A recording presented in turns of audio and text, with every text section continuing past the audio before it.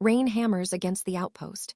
Outside, a sea of mindless, rotting corpses, then a frantic pounding on the heavy oak door. Someone's begging to come in. "It's me, Julian," he screams. Inside, the silence is deafening.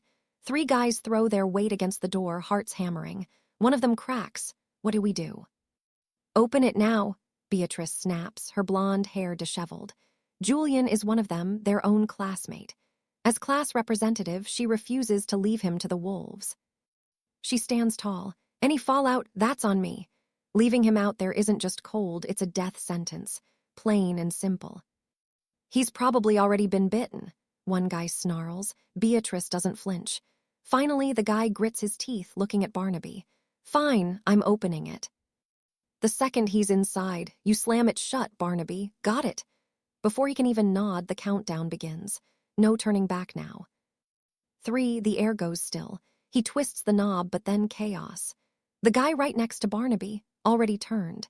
He lunges, shoving Barnaby aside with unnatural strength. All hell breaks loose. "Barnaby 's been bitten," Arthur bellows. Beatrice scrambles back, face pale as death. The room is nothing but pure, unadulterated screaming. Arthur throws up his arm to shield his throat. Teeth sink in, sharp, cold, agony. Suddenly, his mind flashes back, that same searing pain from the day he lost his arm. The horde swarmed, the city burned. It was the end of everything. A hooded figure whispers, "Are you sure?" while a doctor watches the vitals fade. 2 choices, life or death. They hit the switch. Flash, he's back, standing in the room seconds before that fatal door swings wide. He survived a decade of the apocalypse with one arm, and now, he's back at the very beginning. Outside, Julian is still hammering on the wood. Beatrice is at it again. "Open the door. I'm the representative, and I won't leave a classmate behind." Arthur just stares at her, his eyes cold and ancient. She looks so young, so naive. "Are you lot deaf?" she screams. "If he dies out there, his blood is on your hands." It worked. The regression was a success. Arthur finally speaks, his voice steady. "And if Julian has already been bitten, Beatrice, what then?" "How will you fix that?" she bristles. "Nobody saw anything, there's no proof, and like I said, I take full responsibility." Arthur lets out a thin, cold smile. "Fine, if you're so brave, open it yourself." Beatrice freezes. The other girls gasp, looking between them. "You're pathetic," she shrieks. "Making a woman do your job." Arthur doesn't blink. "Easy to act like a saint when it's not your neck on the line, Beatrice." "You're a hypocrite," he flatly states. She explodes, calling them all cowards, swearing she isn't afraid of a little danger. "Move." She shoves past them, grabs the handle, and yanks. The door flies open, and Julian collapses inside. He's already turned. The beast within Julian lunges. The door hits the floor with a thud. Beatrice scrambles back, only to find the monster's rotting face inches from her own. It snaps at her. Everyone scatters like rats. In a blind panic, Beatrice grabs the guy standing next to her, her hands shaking. "Save me," she screams, shoving him forward as a human shield. But then, bam! Arthur's boot slams into her ribs, sending her flying straight into Julian's waiting arms. The monster grabs her waist, teeth gnashing for her throat. Then, crack! Arthur drives a screwdriver through the creature's temple. Bone shatters. Blood sprays the walls. Arthur watches with a chillingly calm expression. Beatrice tumbles out into the mud, still tangled with the twitching corpse. "Arthur, help me," she sobs. He looks at her, remembering how her responsibility ruined his life before. He slowly reaches for the fallen door. "What are you?" The door slams shut. He slides the bolt home, locking her out in the rain. Then he turns back to the room. "Why are you all just standing there?" he asks coldly. "Close it." Panicked, the group starts scrambling to secure the entrance. They pile up crates, tables, anything they can find. High and heavy, outside. Beatrice is screaming, pounding on the wood, demanding to know what they're doing. "I'm your leader, you can't do this to me," she wails. But nobody moves. Not a single soul steps forward to help her. They just keep stacking, higher and higher. Arthur watches in total silence as the rain finally begins to taper off. Eventually, the screaming stops.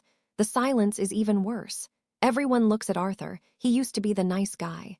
Now, he feels like a total stranger. He looks around. The girls are sobbing into their sleeves. The guys won't even meet his gaze. Why the long faces? You all look terrified of me. And no, of course not, they stammer. Then Leo steps forward.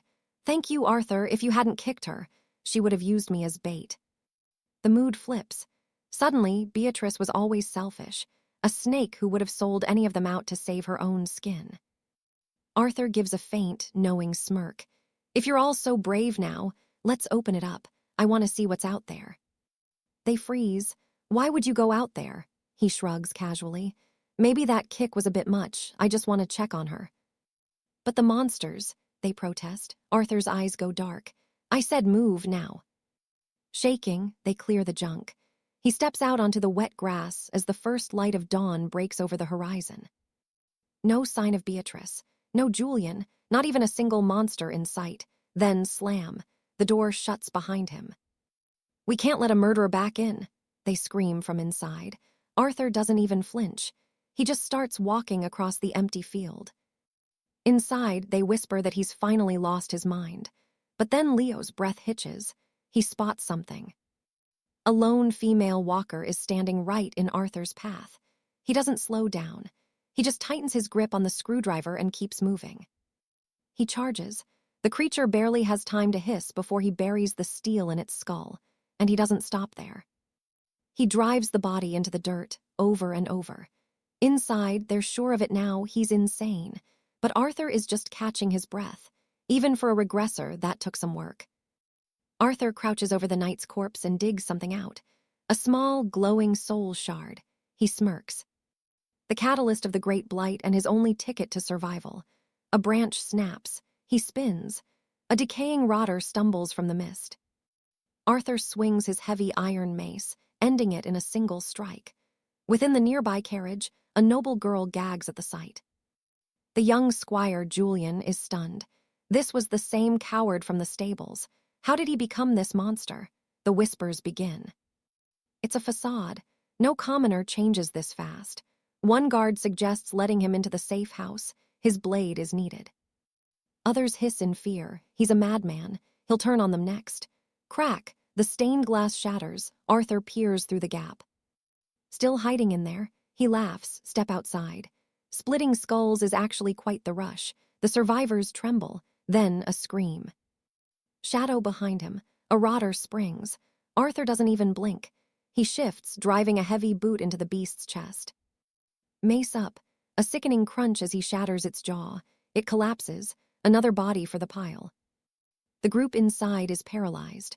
Arthur wipes the black ichor from his brow, total silence. He catches them staring like prey.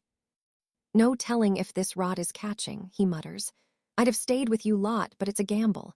I won't have your blood on my hands. He turns his back. Good luck to the lot of you. They watch, stunned, as he walks the citadel stairs alone. This was the dawn of it. Day one, half the kingdom turned. The crown, the guilds, the law, all ash. The beasts grow. Fear spreads like plague. Archmage Alistair dubbed it the Age of Shadows. In his past life, he'd hacked off his own arm to survive this first sunrise. 15 years of famine and chains followed, until the alchemist sent him back. Now he stalks the cobblestone streets. Faces peek from behind barred shutters, fearless or insane. A rogue, they whisper, dangerous. He ignores them, heading for the town square where the dead stand like frozen statues. They don't move until he turns away. Then the pack hunts. A watcher cries out that the boy is a dead man. An old merchant grumbles about fools seeking bread in hell. Arthur just smiles. One swing, skull crushed. Down goes another. A brutal slam silences the third. The onlookers are breathless. Where did this peasant find such steel? Behind a velvet curtain, a noblewoman watches. One day I'll have your head, she hisses. Arthur gasps, lungs burning after the kills. Crows scatter. 3 more rotters close the circle. Too many, one crawling toward his boots. He runs. The noise has summoned a true horde. From a balcony, a knight scoffs at the brat running for his life. Arthur reaches a fortified storehouse and pounds the heavy oak door. He looks at the spy hole. Open up. The pack is on me. An old man inside scoffs. No sane soul opens the gate for a wandering beggar. Yet the iron grate rises. A rotter lunges from the shadows. Arthur cleaves its head in midair. An undead hag stumbles in next. He fells her too. He slides under the dropping iron teeth and rolls onto the stone floor. The dead hammer against the gate, but he's safe. The place is a gold mine, rations everywhere. He sets up a camp behind a heavy ledger desk. A small girl watches him from the rafters. In the tavern across the way, a mercenary named Silas watches through a farseer. Says the kid is a natural-born killer. A scarred thug tells Baron Thorn a student just slaughtered 6 of the dead alone. Thorn laughs, flanked by serving girls. Then they're weaker than we heard. If a brat can do it, we'll own the city by dawn, back in the storehouse. Arthur smirks. He looks toward the cellar. Come out, I know you're there, and give me the key so I can bolt the door. Silence, he groans, clutching his bloodied arm. The wound. It's deep. I'm done for. A girl creeps out and tosses him a jar of poultice. He seizes her wrist. Don't turn this into a tavern romance, for pity's sake. She's barely more than a child. Arthur demands the gate key, swearing he won't hurt her. She asks what key, even as it glints in her palm. He lunges and snatches it. She flees, cowering behind a barrel of grain, eyes wide with terror. He kicks a crate, making her jump. Foolish girl, believing I was actually hurt. Hours pass. The rain begins to lash the roof. He collapses onto a straw bed, spent. The girl tentatively begins to clean his stump, his missing arm. The agony is a white flame, but he doesn't scream. Finally, she whispers that she's finished. He thanks her for the mercy. She packs the bandages, warning him the streets are death. Her father told her to hold the storehouse. He can find shelter here. She promises food later and vanishes. He sighs, she's too soft. Out of every door he begged at, she's the only soul who showed mercy. Without her, he'd be a corpse. Suddenly, her voice rings out from the gate, asking who's there. Arthur bolts upright. A band of mercenaries stands at the iron bars. Baron Thorn grins, thanking her for letting his friends inside. Shaking, she asks if they only want the grain. He smirks. Everything in here is his now. She stammers that her father will return. The thugs roar with laughter. Her father was used as rotter bait hours ago. Now that she's all alone, it's time to play. Arthur narrows his eyes. Arthur stands in the shadows, watching in silence as they slaughter her. They loot the rations, dump her body like trash, and call her a fool. That was his past life. This time, he won't let history repeat itself. First, she needs to learn how brutal this world is, even if she ends up despising him for it. A soft knock at the door. Arthur snaps instantly, demanding to know why she's pestering him. Lily just mumbles a timid apology. She'd actually washed his clothes. They were caked in filth. He gets even angrier at her misplaced kindness. He tells her to burn the rags and get out. Mortified, she agrees. Arthur watches her go, thinking to himself, with a heart that soft, she won't last a week in this hell. Still, that hot shower feels like heaven. Soon, the water will be nothing but poison. Moments of luxury like this are about to vanish forever. Bath finished. The market is stocked with enough food and clean water for now. The next move, real gear and some cold steel. He catches his reflection in the mirror. Being young again, absolutely incredible. No aching joints, no heavy limbs. Man, youth really is a blessing. Problem is, his muscles are gone. He opens the door to find a formal suit she left out. He roars, asking how he's supposed to slay the hollowed in a tuxedo. Over at the Silver Fox, a thug named Vulture rallies his crew. That market has food and booze, and their own stash is running bone dry. The plan is simple. Clear the hollowed from the entrance, then seize the loot. Plus, there's a defenseless girl waiting inside. Easy pickings. He barks orders at his men to start the slaughter so they can strip the place bare. Outside the shop, the hollowed are battering the doors. Inside, Arthur calls Lily over. "Drop the act," he says. "I've got questions for you." Why is she alone? Where are her people? She whispers that her father went for supplies and never came back. Arthur slams the table. "Are you insane, letting a stranger in? What if I decided to kill you right now? How would you stop me? Trembling, she stammers that he was bleeding and hurt. She couldn't just watch him die. Arthur loses it, shouting at her again. Didn't she see the monsters on his heels? A girl like her is just dead weight. It would be simpler to just end her now and save everyone the trouble. But hey, solitude is boring. From here on out, she follows his every command, or he kills her where she stands. Vulture's crew moves in on the Hollowed, or rather, the monsters move on them. They start off acting tough and bold. Then the first man gets ripped to shreds. Pure panic. They wonder if these creatures are different from the ones that student handled. Vulture snarls at his men to push forward, threatening to gut them himself if they retreat.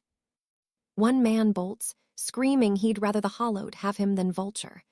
Vulture grabs him by the hair and tosses him straight into the teeth of the horde. Wish granted. The man shrieks in betrayal as the creatures fall on him, tearing him apart in seconds. The survivors scramble to fight back, but the numbers are just too high. Vulture realizes they're completely outnumbered. The storm they kicked up won't settle. Time to run. Meanwhile, back at the market, everything is eerily silent. Lily brings Arthur a steaming bowl of soup she prepared. She's even got the kettle of boiling water he demanded. He tells her to beat it. She's done enough. Don't come back unless I call for you. Lily just nods and quietly shuts the door. He dives into the food immediately. He's absolutely famished. One taste and he can't help but grin. Honestly, it's delicious. Outside, Vulture is hanging off the entrance for dear life, feet dangling above the Hollowed. Arthur steps out, kettle in hand. Vulture barks, asking what he's playing at. Arthur just unscrews the lid and pours the boiling water right onto the man's hand. Flesh blisters instantly. Vulture howls in agony but can't let go. One slip and he's lunch. He's begging for help while swearing revenge. Arthur just mutters, "Moron."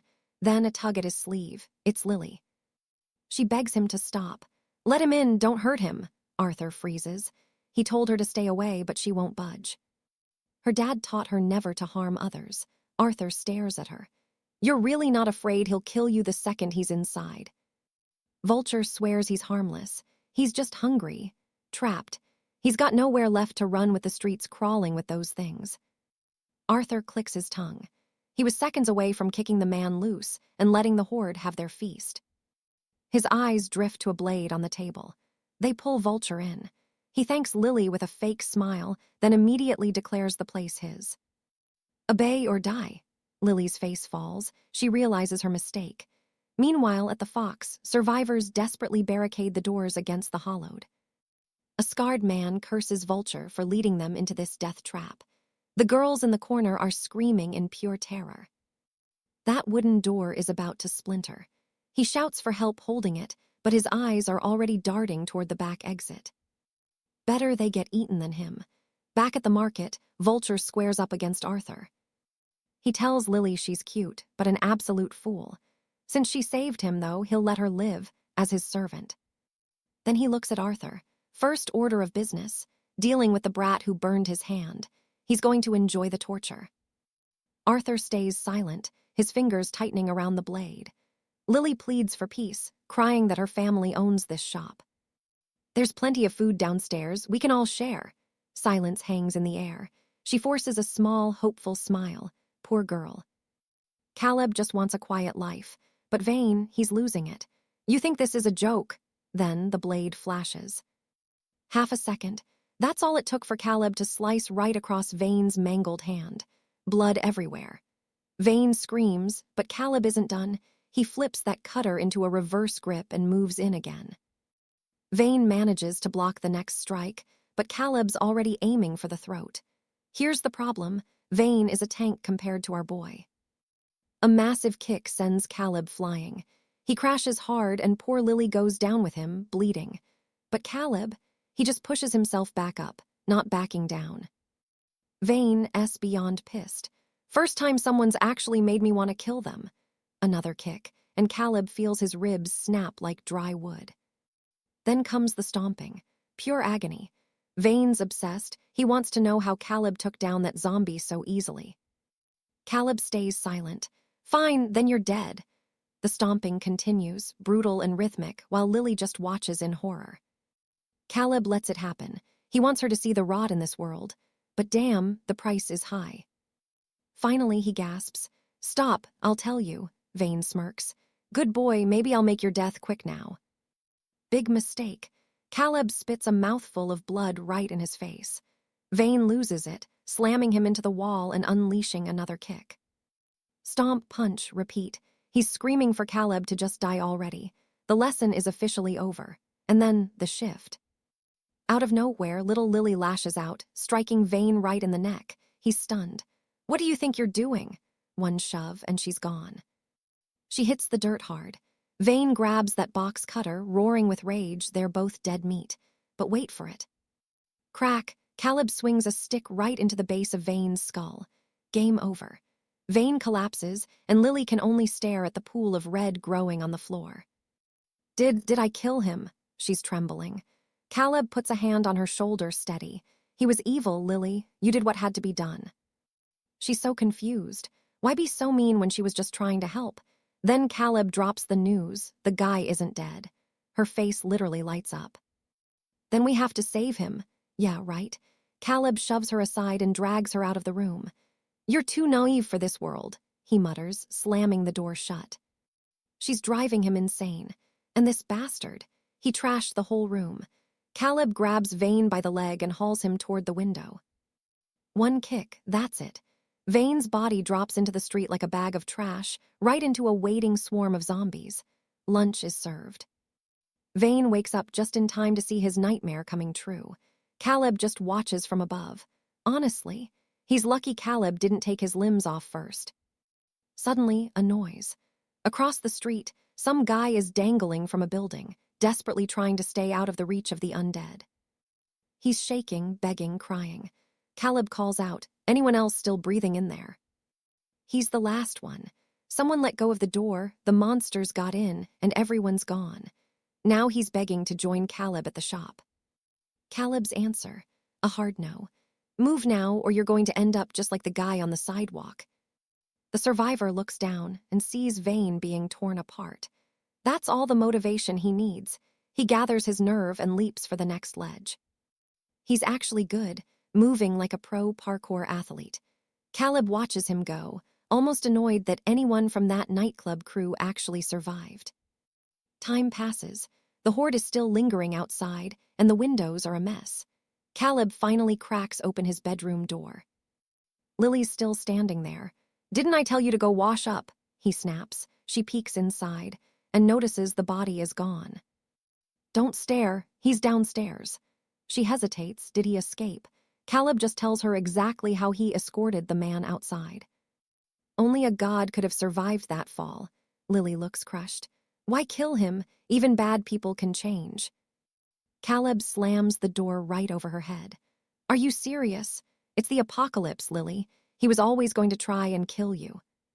She just repeats the word, apocalypse, like he's lost his mind. Like he's the one who doesn't understand what's going on. No point arguing with that. Caleb heads for the shower, but she won't let it go. She takes 2 steps to follow him and just collapses. He catches her just before she hits the ground. He carries her to the bed, checking for bites. Nothing, just a burning fever. There has to be medicine around here. It finally makes sense why she's been looking so weak this whole time. He finds a box. On top of the meds sits a pink notebook. He flips through it and the truth hits him. It's a donor list, medical records. Lily, 14 years old, leukemia. He lifts her shirt slightly, bandages everywhere. So many puncture marks from needles. She's been living on transfusions. Now it makes sense why she's so desperate to help. She's lived on the kindness of others. But the world she wants to save, it's gone. Caleb checks his pocket. The apocalypse essences are still there.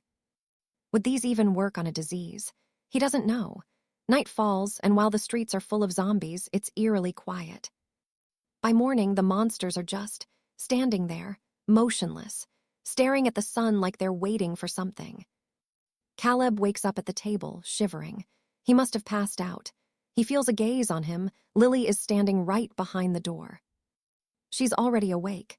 He asks how she's feeling, but before she can even answer, he tells her to go make some coffee.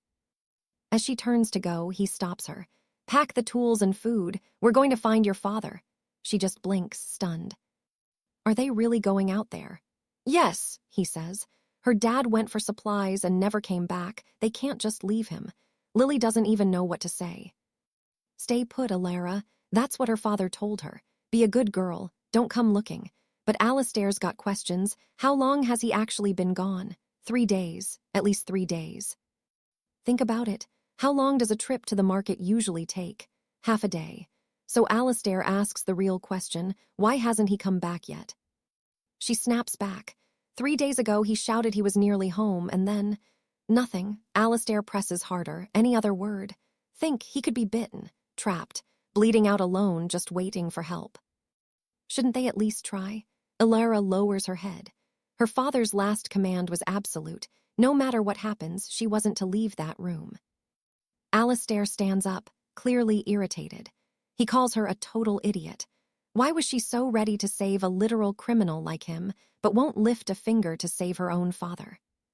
He makes one thing clear. This isn't a debate. He could kill her right now and go alone, but she saved his life. Finding her father, consider that the repayment. Stop whining. Grab your gear, we're moving. She scrambles off, nearly taking a header down the stairs in her frantic rush. These conversations exhaust him. Outside, the kingdom lies in ruins. The undead ghouls just stare at the sky. Then, vroom, an engine. An armored iron carriage rolls down the cobblestones behind them. These ghouls really think they can stop a moving machine with their bare arms. Yeah, good luck with that. They grab the metal and get tossed aside like ragdolls. Back in the shop, Alistair is busy stocking up on rations. Almost time to go, he glances back at Alara. "Why are you hiding? Done packing?" She looks small and gloomy. "And her outfit? What are you even wearing?" "We're heading to war, not a royal gala." He lets it slide. "Where are the instant noodles?" She hands them over. He eats while scanning the shop. Planning.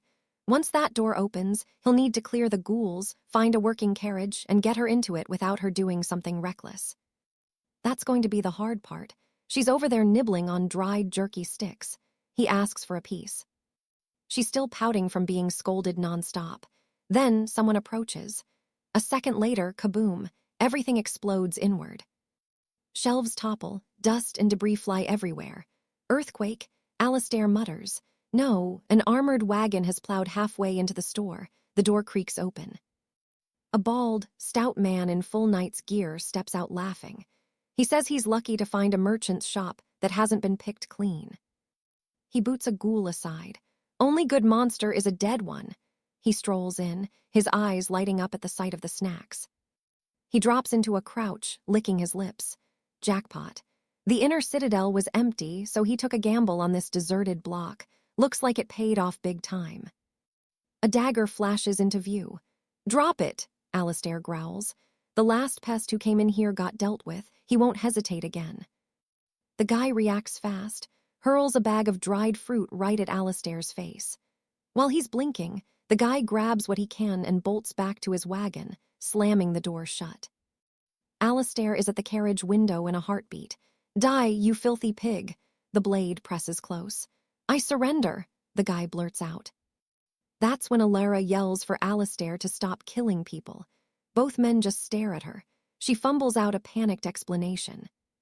If he dies, who's going to pay for the hole he put in the wall? Alistair studies her. The stout man trembles. Then a slow, dark grin spreads across Alistair's face. Fair point. She's right. He tells the man the carriage covers the cost of the damage. Then he orders Alara to grab her bags. They're leaving. She agrees, then freezes. The crash has drawn a massive horde. Ghouls are pouring down the street. The stout guy starts to panic. "I just killed a dozen. Why are there more?" Alara jumps into the back of the wagon. Doors slam. "Buckle up," the driver yells. He floors it. Ghouls cling to the sides like leeches as the iron wagon barrels forward, crushing bone and flesh in its path. He's tearing through the streets like he's in an action play, even drifting corners like he's in a chariot race. Alistair isn't impressed. "Drive straight." "Straight," Alistair warns. or I'll open your throat. The driver argues they need to clear the ghouls or they'll never get through. Alistair just ignores him. Ilara, where exactly was your father heading? The royal granary. That's what he said on the last call. The driver groans at the name. That place is a death trap, always packed. It'll be crawling with the undead now. Stop whining, Alistair snaps. Drive or you'll die right here. They finally shake the pack. Barnaby, the stout guy, glances back. If it gets boring, I can play some music. Finally, out on the open road, things settle down. A lone ghoul lies in the road, a broken branch still clutched in its dead hand. It weakly lifts an arm as the iron chariot approaches. The driver doesn't even tap the brakes. He just mows it down without blinking. He's blasting music, chewing on sweets and flattening ghouls like it's a game, clearly having the time of his life. Keep it down, Alistair growls. I want to rest. Relax, mate, this carriage is solid. Alistair raises his dagger. You're not listening. Dead silence. The driver slams the brakes. I didn't say stop, Alistair says. I said stop the noise. The driver gulps. We're out of alchemical oil. Both Alistair and Ilara scream in frustration. The driver apologizes. He forgot there weren't any fueling stations in this part of the ruins. He starts shoveling food into his mouth. If I'm going to die, I'm dying on a full stomach. Then Ilara hears something outside. A massive, hulking ghoul looms right at her window. They've stalled right beside the town square. A horde is closing in. Even if the carriage holds, they're trapped. Then Alistair spots a heavy broadsword behind the seat. Ghouls are slamming against the glass now. Suddenly, the door flies open. Kicked clean off its hinges, Alistair steps out like it's a casual stroll. A ghoul lunges, the broadsword flashes, one down. Inside, Ilara is shaking. Alistair grins. Nice edge. Another monster shuffles in. Against amateurs like these, this blade is more than enough. Slash. Another body hits the dirt. Two more charge. He kicks one square in the chest, pivots, and cleaves the other one down. The driver is stunned. Even Ilara just stares in pure disbelief. Another hollow collapses. Arthur taps his steel against the carriage. Out! The driver just shakes his head. Stay in there and you're a dead man anyway, Arthur growls. He says other wagons are nearby. Maybe they can siphon some etho oil. While Arthur handles the undead, Barnaby's job is to get the fuel. After all that boasting, he'd better know his way around a carriage. Arthur tells Alina to stay inside. Too dangerous. Then he signals for the driver to follow. Barnaby hesitates. Says he needs a minute. Too late. Arthur's already dropped another shambler. Absolutely zero fear in this man. He carves through one more and barks back. Move! Barnaby suddenly remembers there are oil canisters in the wagon bed. He starts thinking maybe Arthur is worth keeping around. Arthur kills another and asks what he just muttered. Barnaby stammers, just shocked, that's all. If they wait, he can refill the tank. Later, Arthur says. I need your help first. He opens his hand. A glowing green shard rests in his palm. These come from their brains. While I kill, you collect. Barnaby pales. He's never done anything that gruesome. It's easy, Arthur says, demonstrating with a quick flick. Got it. Barnaby grimaces. That's revolting. I'd rather stay in the carriage. Go back and you'll end up minced, Arthur retorts. How am I supposed to do it without a blade? Use your hands. Arthur steps forward and drops another one. Barnaby swallows hard, approaches the first corpse, then panics. Runs back, grabs a tool, and mutters a prayer. No time for that. Arthur snaps. Start collecting. Barnaby hovers over the body, sweating buckets. It's not still alive, right? The big guy smacks the corpse and digs in. A small green crystal rolls into his palm. That's it. He stares, surprised. Easier than he expected. There really is something inside the skull. He never imagined a human head could produce this. Are these worth gold? He asks. Shut up, Arthur replies. Barnaby starts wondering if this is why everyone turned. Maybe he should pocket a few for himself. Meanwhile, Arthur cuts down another cluster. After a while, he calls it. That's enough. The ones further out aren't worth the effort. This body is still untrained. Harder than it should be. He turns back. How many? Barnaby beams, got a bunch. It's almost fun, clean them, store them, then fill the tank. Time to move. Arthur checks on Alina. Her condition is getting worse. He grabs her arm, calling her name. Her skin is burning up. The fever is higher than before. He rummages through her bag. They took medicine and water earlier. Barnaby leans in. What's wrong with her? Shut up, pump the oil. After a while, the fever eases slightly. Maybe she just overheated in the cabin, the driver suggests. Feeling better? Arthur cuts him off with a lethal glare. They already lost time because he lied about the fuel. If he hides anything else, he's a dead man. Barnaby apologizes fast. Alina stirs awake. They drive on. After a stretch of road, Barnaby glances over, admiring Arthur's swordplay, and asks his name. Give yours first, Arthur says. Barnaby, I run a workshop in the capital, that wagon. A customer left it for repairs, never came back once the plague hit. Arthur. Suddenly, Barnaby slams the brakes. The wagon skids. Arthur grabs the frame to steady himself. What was that? The road is blocked, up ahead. Wrecked carriages burn across the entire path. No way through. Alina is still trembling, but she's sitting up now. Arthur studies the wreckage. No way to reach the manor where her father went. She just watches, silent. There's another route, Barnaby says. Longer. Still going. Yes, but first we need better steel. Arthur asks if Barnaby knows a master tinkerer or a weapon shop. Barnaby thinks, then nods. He knows someone, a blacksmith from his village, skilled. That gets Arthur's attention. Good chance he's alive. If not, his forge should still have supplies. This blade, he made it. More materials mean better gear, worth the detour. Barnaby starts reminiscing about the old days. Quiet, Alina says softly. Arthur's dozed off. They cross a bridge into a new district. Barnaby steps out and stretches. Finally. Years may have passed, but the town hasn't changed much. Arthur eyes the area. This better be worth it. If not, I'm burying you here. First rule, clear the area before entering. He scans the undead outside. Any of these look like your friend. Barnaby hesitates, not sure, then start collecting shards. Wait, a voice calls from the wagon. Alina steps forward. I want to help. Arthur tells her she'll just faint or get bitten and slow them down. She insists she's fine now. She'll be careful. Barnaby grins. If she's brave, I'll dig, she can collect. Arthur's voice turns ice cold. If either of you gets bitten, I'll cut you down myself. Alina notices. He says it like he wouldn't hesitate for a second.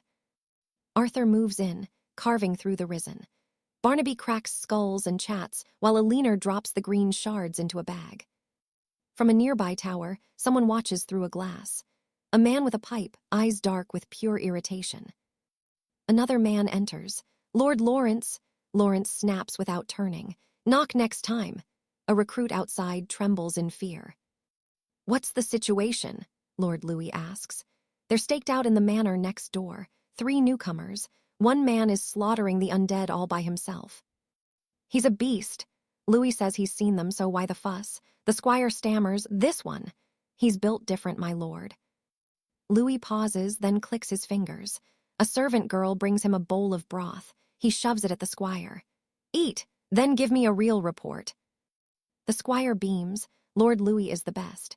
Louis just smirks, idly stroking the girl beside him like she's a prize. She looks broken, starving, and eventually collapses to her knees. Drag that fat one out of the forge, Louis commands. Round everyone up, wipe the rest out. Gold for anyone who gets it done. Back at the forge, the ghouls are finally down. 1 essence shard left. Arthur tells John to watch the perimeter while he checks inside. He kicks the heavy oak door open. A fully stocked master forge. He scans the shadows. Anvils, heavy hammers, racks of steel. The coals are still glowing red. Someone was working here very recently. John says the place looks untouched, but he has no idea where his friend vanished to. Collect the shards and scrap from the wrecks, Arthur says. Sharpen your blade. Why not just take one of these? John points at the masterwork swords on the wall. In a week, those will be toothpicks, Arthur replies. John's eyes go wide. He realizes Arthur is forging something from another world. Move, Arthur snaps. Bring the shards. John grumbles about his temper. Alina asks how she can help. The furnace roars, the bellows hiss. The artificer's first skill. Construction. Arthur slides a tempered steel pipe into the flames and begins to strike. John watches, completely floored. Someone this young and he's a master smith. Pour the shards into the crucible. Now, Arthur orders. John moves instantly. The shards dissolve in the heat, melting into a shimmering emerald liquid. A magical aura pulses from the pot. It's pure power. Arthur cracks open a vial of rare alchemical nectar and stirs it into the molten mix. The fluids fuse. He coats the blade in the glowing sludge. The steel drinks the light. Then he hammers again. The ringing echoes through the village. Louis's men hear it. The squire looks terrified, but a scarred knight smirks. Easy loot. A long-haired rogue says the real prize is a night with the girl, Alina. A man in a silk doublet warns them. If Lord Louis wants this man dead, there's a reason. Don't be idiots. Wait for nightfall when they're sleeping, then we strike. Inside, Arthur keeps working. The design is futuristic, mechanical, perfect. John starts wondering if this kid was trained, the Royal Academy of Engineering. Arthur finishes the first component and starts the next without a second's rest. He quenches the steel. John whistles. Those glowing runes are insane. Arthur just grins. The materials are ready. Time to show the world what an artificer can really do. Alina sets bread on the table, moving quietly, just happy to be near him. She finally feels safe. Then, a hand clamps over her mouth. That long-haired creep drags her into the shadows, whispering that he's taking her for himself. Inside, Arthur has just finished the final edge. He locks the blade into a complex mechanical hilt and sets it down. John stares. I've only seen weapons like that in legends. Arthur connects the internal wires. Time to wake it up. The weapon hums, vibrating with a deadly green light. Even with the dimming mana stone, it holds the charge.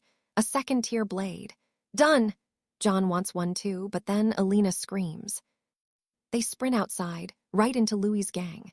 Alina is hanging limp in a man's arms. Arthur's eyes turn cold. The bald captain tells him to drop the sword or the girl dies. Arthur doesn't blink. He raises his arm. One swing. A massive shockwave rips through the earth, splitting the man in half instantly. Another tries to run. Where do you think you're going? A second slash. Steel and bone part like paper. Panic sets in. They scatter, but it's too late. Arthur has already created his first headless knight. One mercenary screams to drop the girl if they want to live. The kidnapper refuses. If they don't bring her back, Lord Louis will have their heads. An arc of lightning hisses past their faces. Arthur walks forward, calm and terrifying. Then John shouts. Another wave of undead is swarming from behind. These ghouls are faster, stronger, mutated. John freezes in horror. What now? Arthur grips his blade and lunges. Green sparks fly. Ghouls drop like flies, one after another. John watches in awe as Arthur carves a path through the storm of claws. But the two kidnappers are slipping away. They're heading for the keep, John yells. Arthur points. Stop staring, take the carriage and hunt them down. John scrambles into the heavy wagon and whips the horses. Behind him, Arthur keeps shredding the horde. Saving the girl is up to John now. The fleeing men hear the thunder of wheels. John is barreling right toward them. They leap onto a broken transport coach, blocking the gates to their hideout. He slams the brakes. The coach seals the entrance. He steps out, heart racing. Inside, more thugs watch from the windows. Just one fat squire. Easy. They hop down and warn him to leave the horses, or they'll burn the whole building down. John snorts. Try me. A man in a leather cap rushes him, bragging he's killed more men than John has eaten chickens. A bold claim, considering John's size. John braces for the impact. You're literally asking for death. A green crescent moon flashes past him. The attacker is cleaved in two. The massive coach behind him shatters like glass. Arthur blinks. Alaric's already there. The blighted, cleared. We're saving her, Alaric growls. One swing, and the heavy transport carriage is split clean in two. Behind the stone pillars, the Duke's men prepare to charge. Alaric walks right into the open. A knife flies through the air. He senses the metal, parries it midair, and answers with a lethal slash. Another body hits the floor behind a stack of crates. Someone hurls a fire vial. Alaric sidesteps like he's dancing and counters with a glowing green crescent of steel. A flintlock gunshot cracks the air. The lead ball barely misses. He moves with impossible grace, dodging as if time itself had slowed down.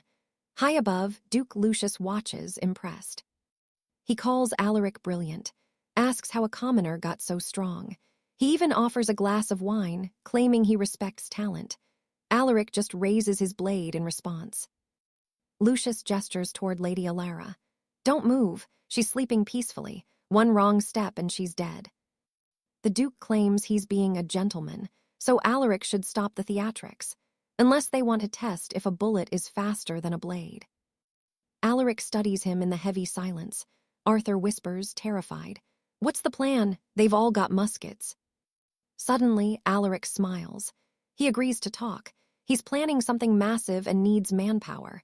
If the Duke gathers the whole garrison, he'll give them a choice. Lucius narrows his eyes. He wants to address the whole crew. Fine, they'll give him a proper welcome. Arthur mutters that this is suicide, facing a whole army alone. "If you're scared, leave," Alaric says, cold and calm. Arthur trembles but stands his ground. If Alaric goes in, he goes too. No regrets. Alaric just sighs, the guy's a total pain. The mercenaries escort them inside. Alaric stands in a hall packed with the Duke's entire private army. Lucius greets him. "Every able-bodied man within 15 kilometers is here.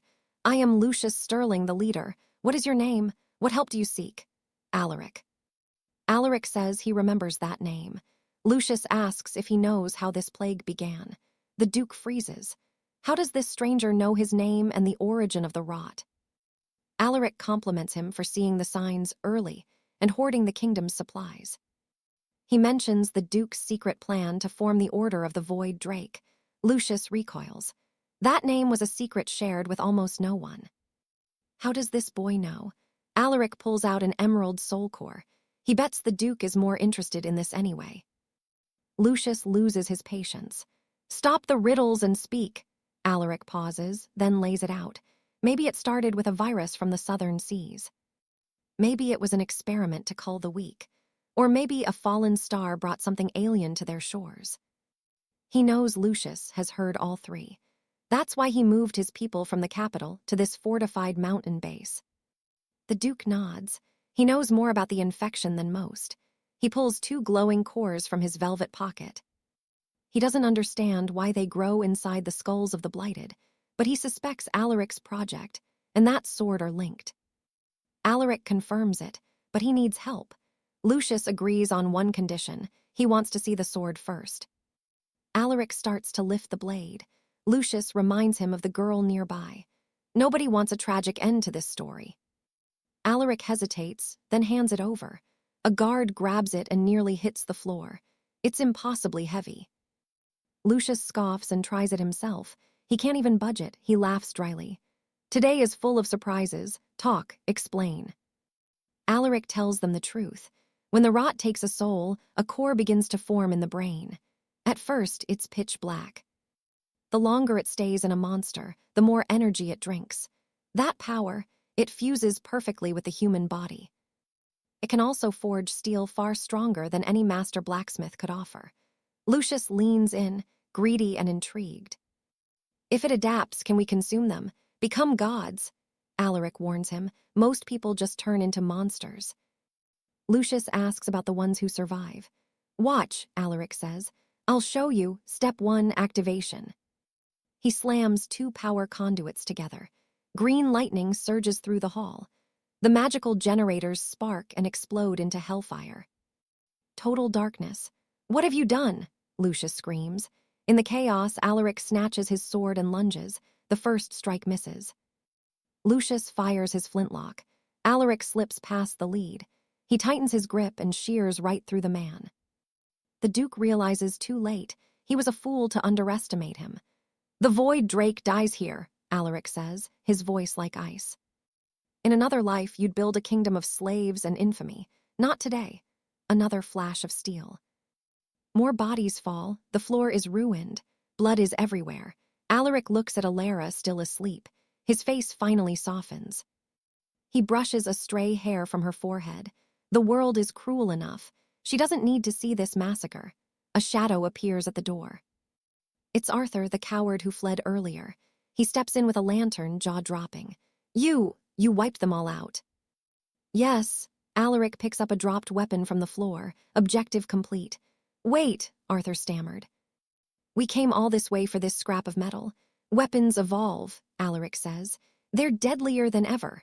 Arthur wonders what it'll become. He even praises Alaric's trick, tossing the soul cores into the generators to cause that explosion. Pure genius. Suddenly, a bottle clinks on the floor. They spin around. A young girl is huddled nearby, trembling, begging them not to kill her. Alistair spots a girl in the dungeons and asks what she's doing there. She's terrified, says Lord Lucan snatched her and kept her as a common slave, suffering every single day. She swears she's got nothing to do with Lucan's inner circle. Julian speaks up, asks if she knows where the bastard hid the rest of his royal supplies. She nods quickly, offering to lead the way. As they walk, Alistair probes for info. Where is she from? The Eastern Kingdom, she tells him. They reach a massive lift. Storage vaults are on the 6th floor. Arthur tells Alistair to stay back and guard Lady Alina. He'll check the vaults with the girl. Back at the ruins, a wounded henchman crawls through the pile of corpses. He finds Lord Lucan, or what's left of him, sliced clean in half. His eyes lock onto a glowing pearl. He remembers Arthur calling it a shadow core, pure, raw energy. He remembers the legend. Eating one could turn a man into a god. With death knocking, he swallows it. His pupils shrink. His veins turn black and bulge. He screams in pure agony while thunder shakes the castle. Alina wakes up with a start. Rain is hammering the windows. She's confused. Where are they? Alistair tells her to just breathe. She was kidnapped, but they got her out. Arthur walks back in, noticing she's finally awake. Find anything? Alistair asks, looking for the loot. Plenty, Arthur says, but moving it all will take until tomorrow. And the girl? She vanished into the rain. Strange behavior, reaching the vault and then just bolting. Arthur just shrugs. Forget her. They need sleep while they can get it. Once this storm breaks, the streets are going to be crawling with the blighted. Elsewhere, a noblewoman is trying to wash away the grime in silence. Then, a man's voice echoes from the hall. She didn't turn into a monster, so now she's guest in his house. But nothing's free. He rattles the handle, telling her that since she's got no gold, her body is the only currency he'll accept. She screams for help. He just laughs. In a storm like this, no one's coming. Then, boom. The door shatters on its own. He freezes, stepping out to see what just hit his house. Big mistake. Huge. A single blood-curdling scream echoes through the hall. The girl peeks out, heart hammering against her ribs. The man has been slammed into the stone wall by a massive, hulking creature. She shrieks. The monster just stands there, eyes locked on her. It reaches out. She stumbles back, begging for her life.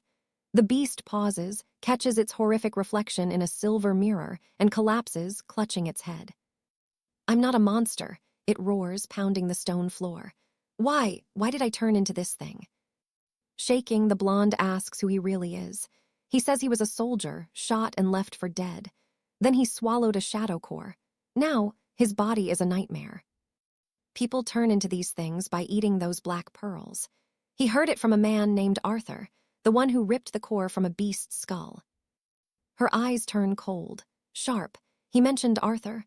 Suddenly, she isn't scared anymore. She demands to know exactly where he went. The creature says Arthur just arrived in the southern kingdom and slaughtered an entire garrison. The woman, Lady Rosamond, smiles, and it is not a friendly smile. She wants Arthur dead, period. The monster shakes his head, terrified. Impossible, that man is too strong, he's a demon. Rosamond doesn't care. She's in this gutter because of him. They're enemies for life. She looks at the creature. If he killed that man in a second, isn't he a powerhouse too? He says he feels more powerful than ever, but the hunger, he can't control it. Then he looks at her. Are you not afraid? Rosamund laughs like she's finally snapped. She reaches out, running a hand along his mutated arm. "Fear, no, you're strong," she whispers. "Help me kill Arthur and I'll give you whatever you want." She doesn't flinch. He's a giant beast and she's making a deal with the devil. He lifts her up, roaring with excitement. "Then I'll help you end him." A dark pact is sealed. But then his body begins to tremble. Something is very wrong. He drops to his knees, screaming into the night. Night passes. Morning sun hits the kingdom. Arthur is gearing up. In the warehouse, they find crates of dried meat, wine, and fine supplies. He straps his cursed black blade to his back. Everything's packed. Time to move out. They head down to the courtyard. Alistair freezes. Something's been crushed. The roof of their armored carriage is caved in. Looks like a meteor hit it. He's practically in tears, his beautiful ride. "We can't even open the doors. Arthur, look." Arthur just studies the damage, too heavy for just a storm. "Move," he says, one flash of his blade. The iron roof is sliced clean off. Now, it's an open-topped war wagon. Looks master-crafted, honestly.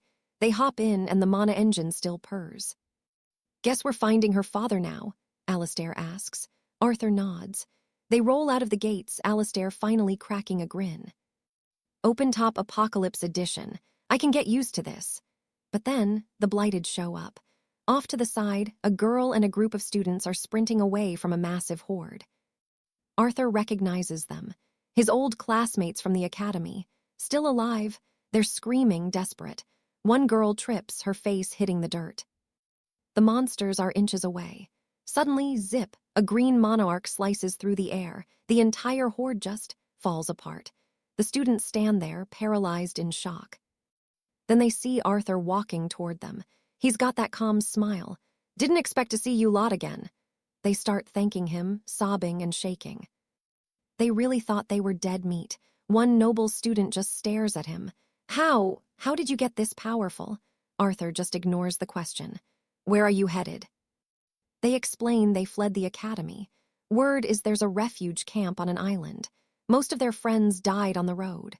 One of them spots the carriage. Can we get a ride?" Another girl steps forward, clutching her stomach. "Do you have food?" Elena watches them silently. They look absolutely pathetic. Alistair mutters that they probably care more about the carriage than their savior. Arthur raises a hand for silence. "Quiet, the Mana engine is low on fuel. I can't take you far. And before you ask for a seat, you owe me a favor." The classmates nod like their lives depend on it. They'll do anything. Arthur smiles. "Alistair, explain the rules of the road." Alistair beams. He's finally in charge. Arthur walks toward the remaining Blighted in the distance. "I'll clear the path. You lot, you're on cleanup duty." The students just blink, totally lost. Arthur hands out the tools and shows them how to carve out the soul embers. It's simple work. Well, too simple for one girl. She faints right on the spot. Elena just watches, perfectly calm. "The skulls are soft," she says. "Just pull." The others are just staring. Like, what kind of life did she live to be this cold? Silas keeps handing out the gear, shouting at them to stay sharp. One bite from these blighted freaks and it's game over. The blonde knight whispers to himself, wondering why the Gale Knight wants these embers so badly. Meanwhile, Arthur is busy, cleaving through the hollowed like he's mowing grass. 2 hours later, the bag is heavy. Arthur tells them to share the rations, but Silas, he absolutely loses it. He's not having it, giving away supplies without a word. No way. The villagers beg for a scrap, but the big guy won't even give up a single crumb. Then thud. Something heavy hits the carriage roof with a metallic crunch. It's him, the mutated beast from before.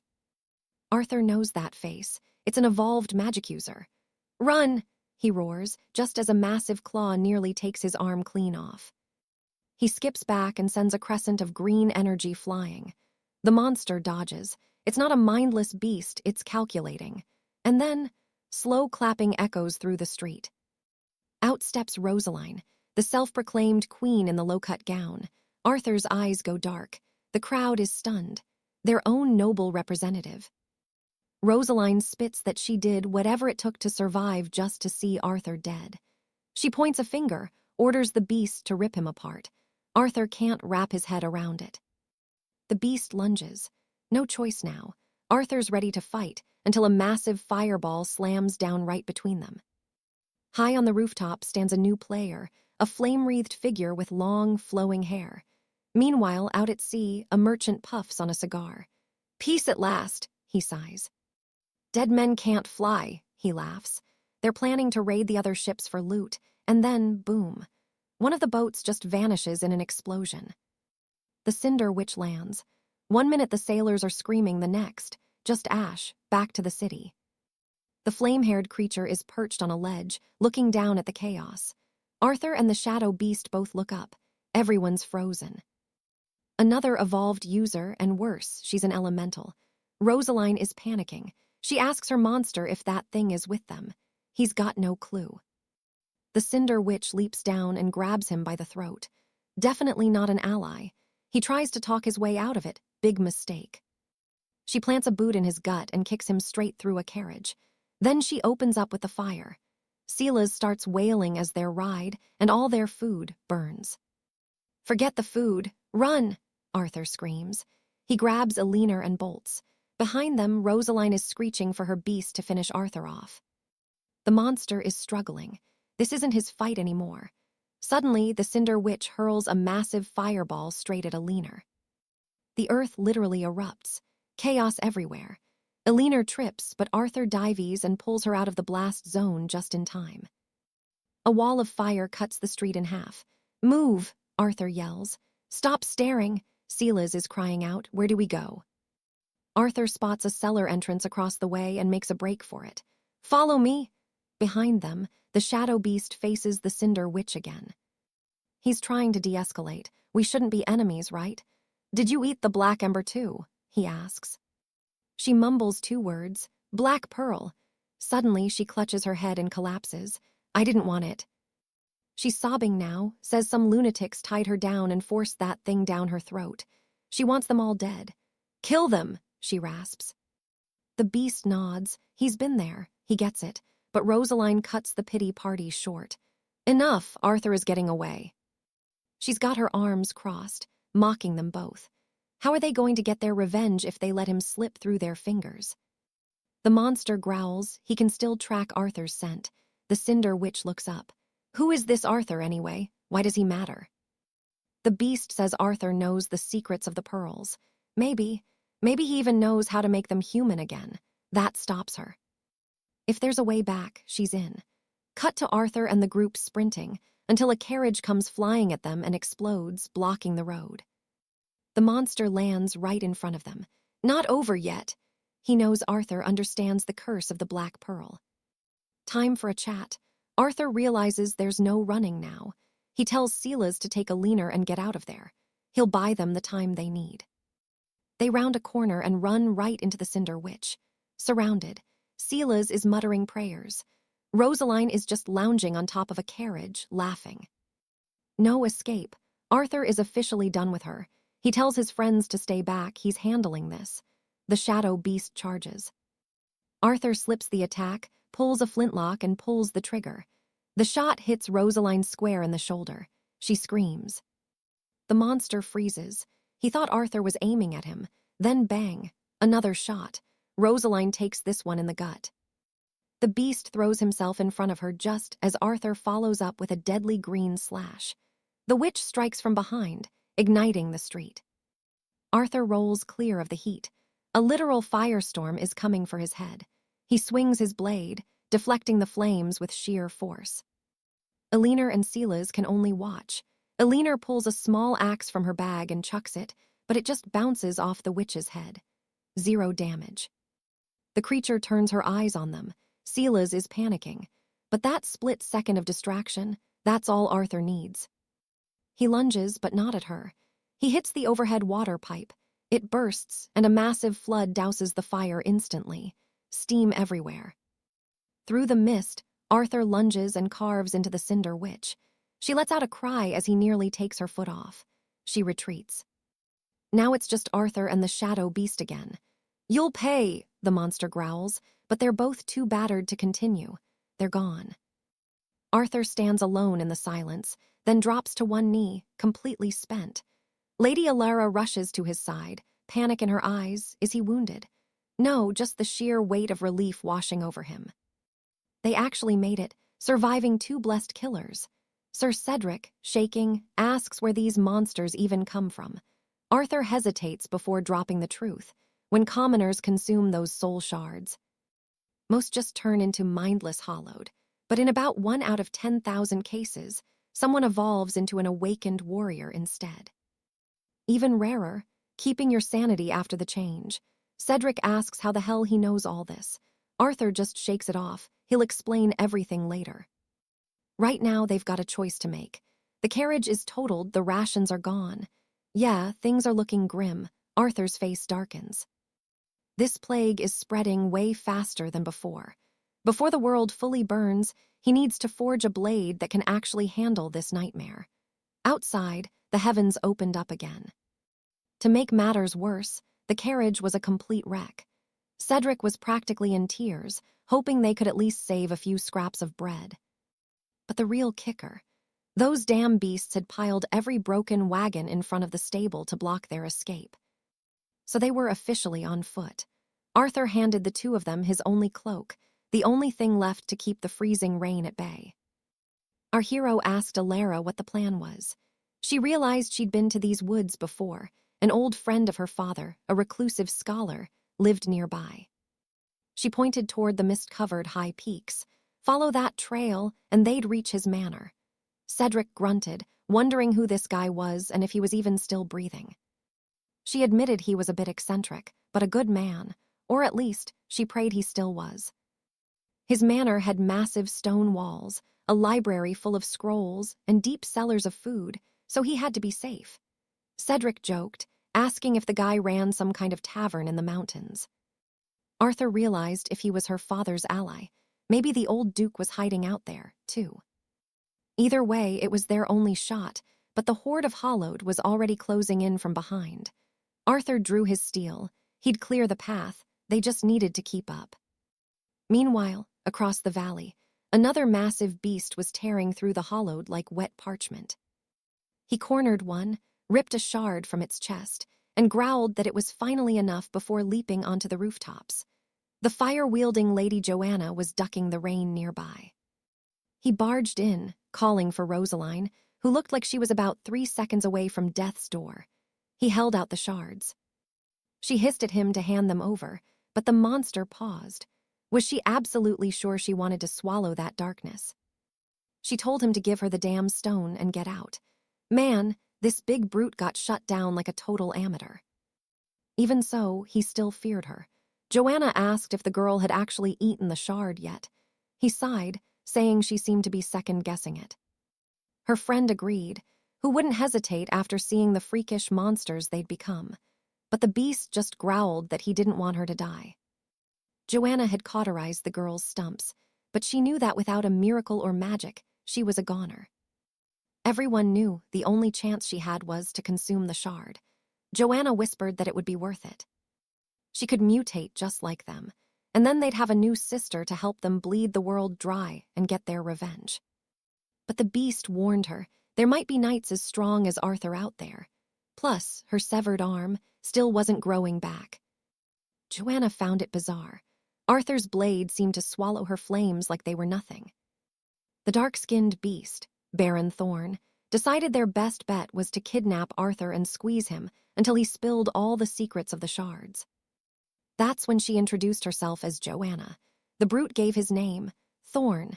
Back with our group, another creature hit the mud. Even in the pouring rain, Arthur didn't slow down for a heartbeat.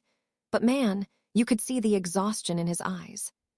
Cedric noticed and told him they needed to find a spot to bunk down. Arthur told him to focus on the road and asked Alara for their location. She pointed toward a stone bridge. Once they crossed that, it was a straight shot up the mountain path. Problem was, the tunnel ahead was flooded with dark, deep water. Arthur saw the whole path was completely blocked. Then he spotted a heavy wooden plank. He told Alara to hop on and said they'd push her through. The 3 of them waded into the dark tunnel. Cedric was terrified. whispering about what kind of hollowed might be lurking under the surface. Arthur didn't even answer. The poor guy was fighting just to stay conscious. Then, lights out. He passed out, dragging Alara's raft down with him as he sank into the icy water. Back with the villains, they realized the storm was only getting worse. Thorn decided to check on Rosaline, but when he walked in, holy hell, she was glowing with this violent purple energy. He asked what was happening, and she just started screaming, pounding against his chest with insane strength. Joanna rushed in, but then boom, a black aura exploded, leveling the entire house. Suddenly, we're back in Arthur's past life. He's being dragged from the water, and Rosaline is snarling, demanding to know where his rebel knights are hiding. She was absolutely livid when he kept his mouth shut, but Arthur just spat at her to go straight to hell. She called him a prideful fool and promised he'd pay in blood before shoving him back under the waves. A moment later, he gasps awake in the present day. Alara had been sleeping right on his leg. She stirred, eyes half shut, then completely lit up when she realized he was finally back with them. She was so relieved he'd finally woken up. He groggily asked where they were. Right then, Sir Cedric walked in, mocking him for finally joining the land of the living. Arthur just looked annoyed. Honestly, he couldn't believe the big guy was still tagging along. Arthur woke up and immediately knew who'd saved them. He asked Alara how they'd managed to haul his heavy self up that treacherous, rain-slicked mountain path in the middle of a storm. A silver-haired man walked in, eyes narrowing. He wanted answers, too. How could a young squire, a massive knight, and a child survive on streets crawling with the blighted? Alara lit up, calling him Professor Alaric. She explained that Sir Gareth had pulled Arthur from the freezing floodwaters, but after that, they were stuck with nowhere to go. Luckily, Alaric had been watching through his enchanted mirrors. He'd ridden out in an armored carriage and swept them all to safety just in time. Arthur asked if he'd seen the whole fight. The old man nodded. He said he watched Arthur slicing through the cursed ones like they were nothing but soft hay. That blade of his was unlike anything Alaric had ever seen. He was dying to know the secret behind such a legendary weapon. Arthur stood up, cold and blunt. He wasn't talking. He demanded his sword back right then and tried to look intimidating, but his strength vanished, and he hit the floor, completely spent. Alaric chuckled. It was obvious. Using a masterpiece like that blade drained every ounce of a man's life force in exchange for power. He realized he'd forgotten his manners. He introduced himself as Alaric, a simple scholar, though most people in the kingdom used to call him the Grand Alchemist. This was his secret laboratory where he studied the blight virus. Arthur's eyes widened. He knew that name. It finally clicked. This was the man who first identified the shadow cores, those dark gems found in the monsters. To a master smith like Arthur, Alaric was a literal legend. Arthur hesitantly asked if he was truly the great alchemist Alaric. The old man looked a bit embarrassed, saying Grand Alchemist was just a fancy title the king gave him because it sounded prestigious. In truth, he was just a man obsessed with puzzles. But if it meant saving the realm, he needed a much closer look at Arthur's craft. Arthur weighed his options. If this really was the legendary Alaric, then maybe, just maybe, trusting him would be worth the risk. He crossed his arms and made a deal. He had something even better for the professor to study, a live infected specimen. Down in the dungeons, Alaric showed them what was waiting. Arthur's sword was resting there. Alaric promised he'd only run a few magical analyses on it and hadn't touched the inner workings. Arthur went to grab it, and Alaric jumped back, complaining he'd nearly thrown out his back just trying to nudge the heavy thing.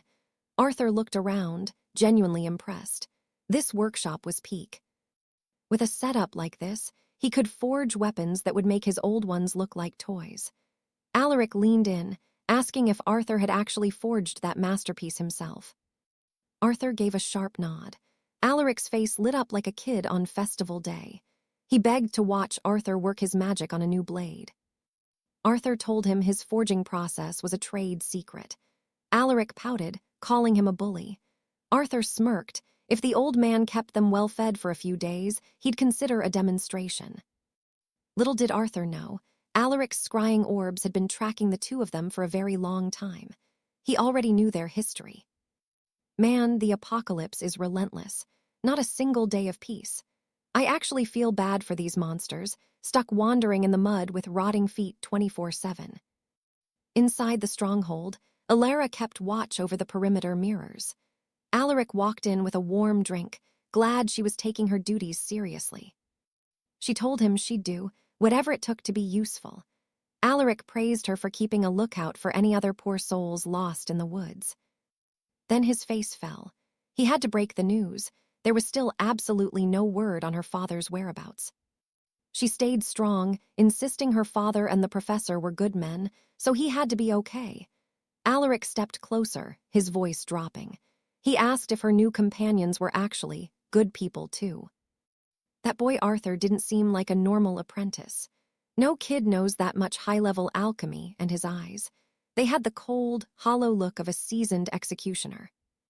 The big knight, Gareth, seemed harmless enough, but Alaric was convinced the man was burying some heavy secrets beneath that armor. Right on cue, Gareth clumped into the room and told Alaric to stop gossiping like a washwoman. From where Gareth stood, Alaric was the real freak here. Living all by himself in a massive fortress equipped with a griffin pad, a stable full of carriages, and enough supplies to last a decade. He had years of fuel, rows of sun crystals for power, and literal mountains of food. The old man snapped back, telling the knight he didn't understand the big picture. Alaric had seen the Great Blight coming years ago. He'd spent his entire life and fortune preparing for the end of the world. And here was this knight, living in his house and eating his bread for free, having the gall to talk trash. Alaric reminded them his only goal was saving humanity. They started bickering like old hens. Alara tried to play peacemaker, but then, out of nowhere, Arthur moved. He struck Gareth right on the back of the neck. Arthur told him to stay still.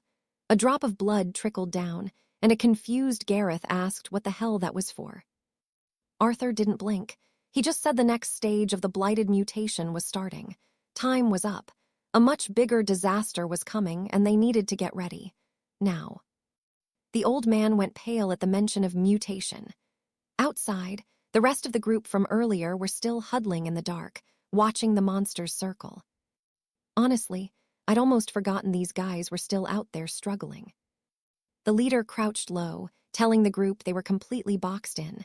There was no escape. One of them groaned that the path was washed out and the bridge was gone. They were lost, and their friend Silas had already collapsed on the cold stone floor. The blonde leader, Julian, muttered that he had no idea where Alara had disappeared to. They were out of food and trapped in a ruin. Death was staring them in the face. But then Julian's expression shifted. He said there was one desperate way out. He reached into his pouch and pulled out a handful of glowing shadow cores. The others gasped, remembering they'd carved those out of the monsters' skulls. Julian admitted he'd hidden them out of curiosity. He remembered the beasts that attacked them seemed to gain power by consuming these very shards. One of his friends looked at him in horror. He asked if Julian was actually insane enough to try eating a cursed demon pill. Before he could answer, someone pointed toward the horizon. Something was wrong. Eerie purple smoke was billowing from the roof of a distant tower. Elinor frowned, watching that strange purple vortex swirling in the distance. Meanwhile, back at the Ironspire workshop, Arthur, our resident genius engineer, was still completely buried in his work. He hasn't stopped once.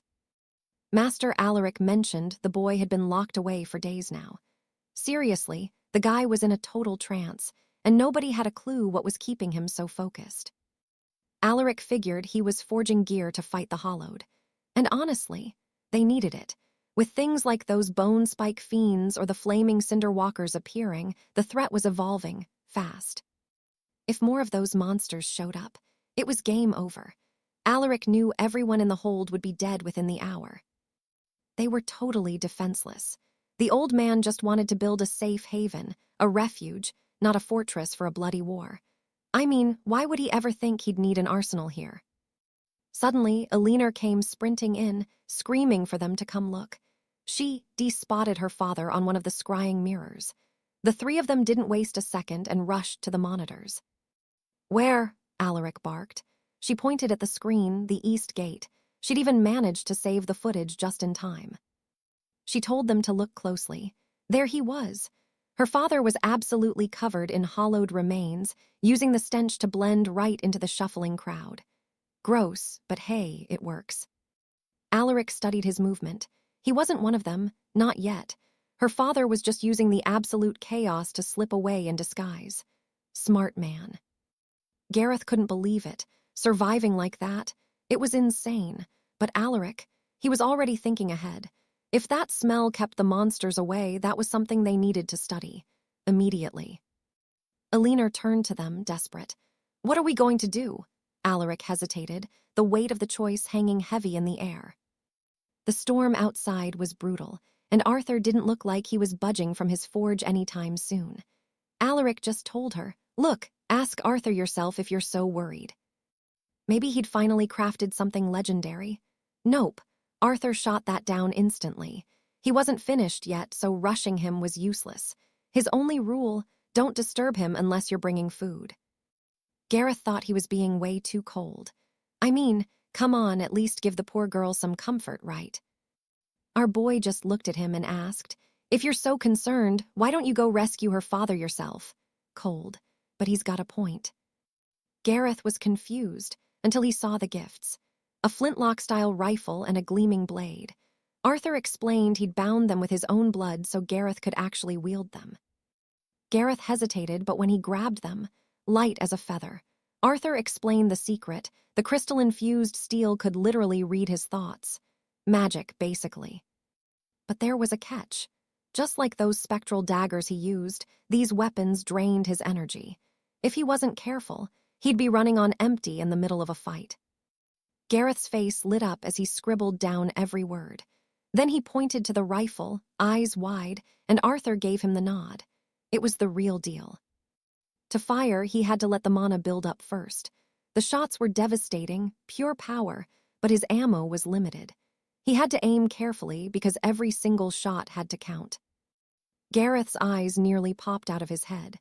This thing looked like a handheld ballista of pure light. He couldn't wait to give it a test run. He charged out of the base into the pouring rain, aimed that thing at the heavens, and pulled the trigger. A beam of pure energy tore through the sky. He was screaming with pure joy. This was incredible.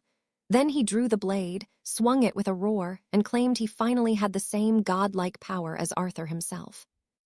Master Alaric was absolutely fuming. He started laying into Gareth for treating these dangerous experiments like toys. Gareth didn't care. He was riding high, feeling totally invincible. He laced up his boots, threw on his cloak, and swore that no matter what hollowed monster showed up, he'd take it down. He looked straight into the scrying mirror and promised Elinor, "Don't you worry, lass. I'm bringing your father home in one piece." She still looked terrified. "Can he really do it?" Alaric just sighed. "For now, all we can do is watch and see how long that confidence actually lasts." With his communication headset on, Gareth started taking directions from the base. Alaric directed him toward the eastern pass. The problem? That route led straight into the mountains, a total blind spot with zero visibility. He'd be on his own. Gareth just barked back, telling the old man to stow it. He had this under control.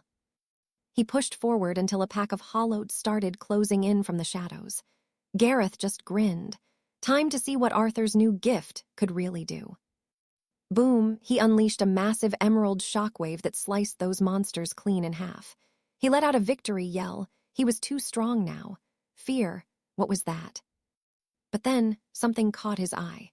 He wasn't the only one watching that bizarre purple vortex in the distance. He hacked through a few more ghouls and checked in through the stone. "You guys seeing this crazy storm too?" The rain was turning ugly. A massive purple tornado was forming to the east.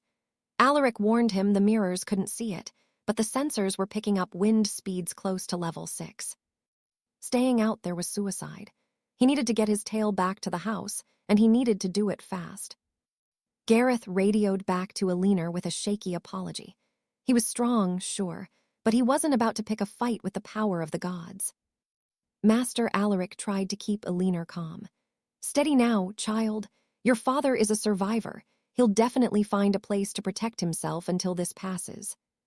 Gareth finally reached the gate, but suddenly, alarms started screaming.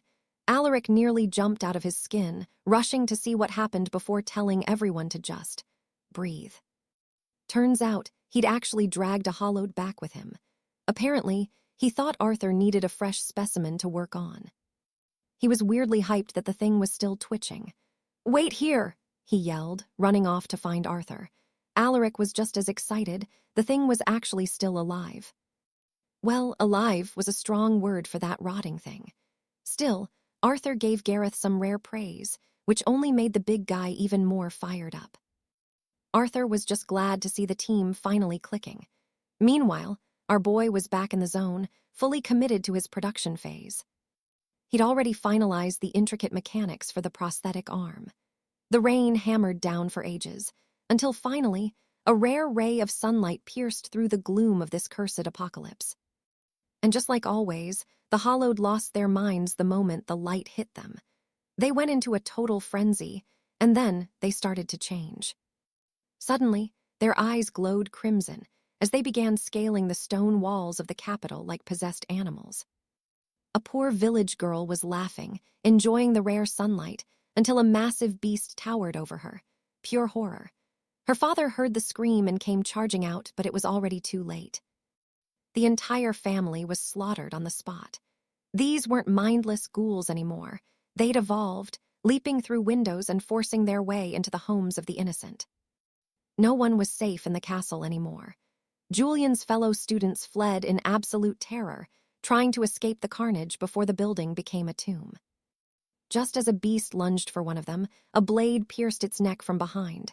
Then, crack, another one took a fatal hit straight to the skull. Finn appeared. Looking pale but determined, he pulled out that mysterious elixir and looked at his friends. They knew exactly what he was thinking. This was the rogue squire who'd been tempted to take it all along. Cut to the streets below. A literal army of the Blighted was marching in a terrifyingly perfect line. High atop the cathedral stood Lady Rowena, two of her undead pets flanking her. Lord Vane remarked on how eerily disciplined the horde looked, and Rowena just let out a cold, sharp laugh. She'd been suffering for far too many days. Now, she only had one question. Had they finally pinpointed Julian's hiding spot? Lord Vane confirmed it. Julian was holed up in an alchemist's workshop on the mountain, a total sitting duck. Killing him would be child's play. But Rowena didn't want it to be easy. That's no fun. She wanted him to look into her eyes and know exactly who sent him to his grave. She wanted him to feel the crushing weight of despair first. Back at the workshop, Sir Alistair and Lady Alara were prepping to leave when the alarm bells started screaming. Alistair demanded to know what was happening. Old Master Thorn turned pale instantly, warning them not to step a foot outside. Something massive was coming. Thousands of the Blighted were swarming the city, and here's the crazy part. It looked like they were all heading straight for the mountain. Alistair's voice shook as he asked for a count. Thorn's answer, at least 1,000 of them. The big knight frowned. "Are we the last humans left?" he asked. Thorn didn't have a clue, but he told him they had to warn Julian immediately. Alistair sprinted down the hall and hammered on the door, shouting that a massive army of 1,000 ghouls was closing in fast. Julian just sighed. The master had already told him. Alistair's eyes lit up. Was Julian ready to wipe them all out? Julian's response, "Not even close."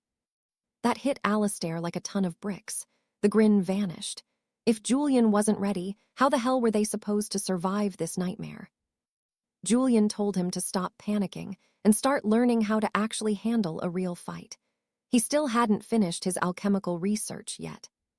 He figured if this old man really was the legendary Master Thorn, the two of them could find a cure together. Alistair just groaned. None of this made any sense to him. Julian didn't even look up from his work. Left with no choice, Alistair walked out, muttering that he could only count on his own steel in the end. He climbed the watchtower and looked down. His stomach did a literal backflip. The horde was already at the gates. He knew those workshop walls wouldn't last 5 minutes against a crowd that size. He bolted for the carriage, determined not to let them surround their only way out. Master Thorn panicked, asking what the hell he was planning. Alistair just barked at him to open the gate. He had a strategy, and if it failed, everyone better start running for their lives. Thorn screamed in protest, but a second later, the knight was already outside the walls. He charged straight into the path of the blighted, leveled his sunfire crossbow, and boom, the first wave was vaporized. He actually got excited. There were so many of them, he didn't even need to aim. He just kept pulling the trigger, blowing the monsters to smithereens. From the shadows, Rowena watched the whole thing. That woman is pure evil, trust me. Lord Vane was standing right there with her on top of the ledge. Vane was actually impressed by the firepower Alistair was packing. Rowena? She didn't care about the weapons. She just wanted to see how long they could last. Alistair kept firing, blast after blast. But the problem was, no matter how many he dropped, the sea of monsters just didn't seem to thin out. It was endless. Suddenly, a massive fireball slammed into the dirt right under the carriage. Lady Alara and the old master screamed as the vehicle nearly flipped over. Alistair had to dive out of the door to save his life.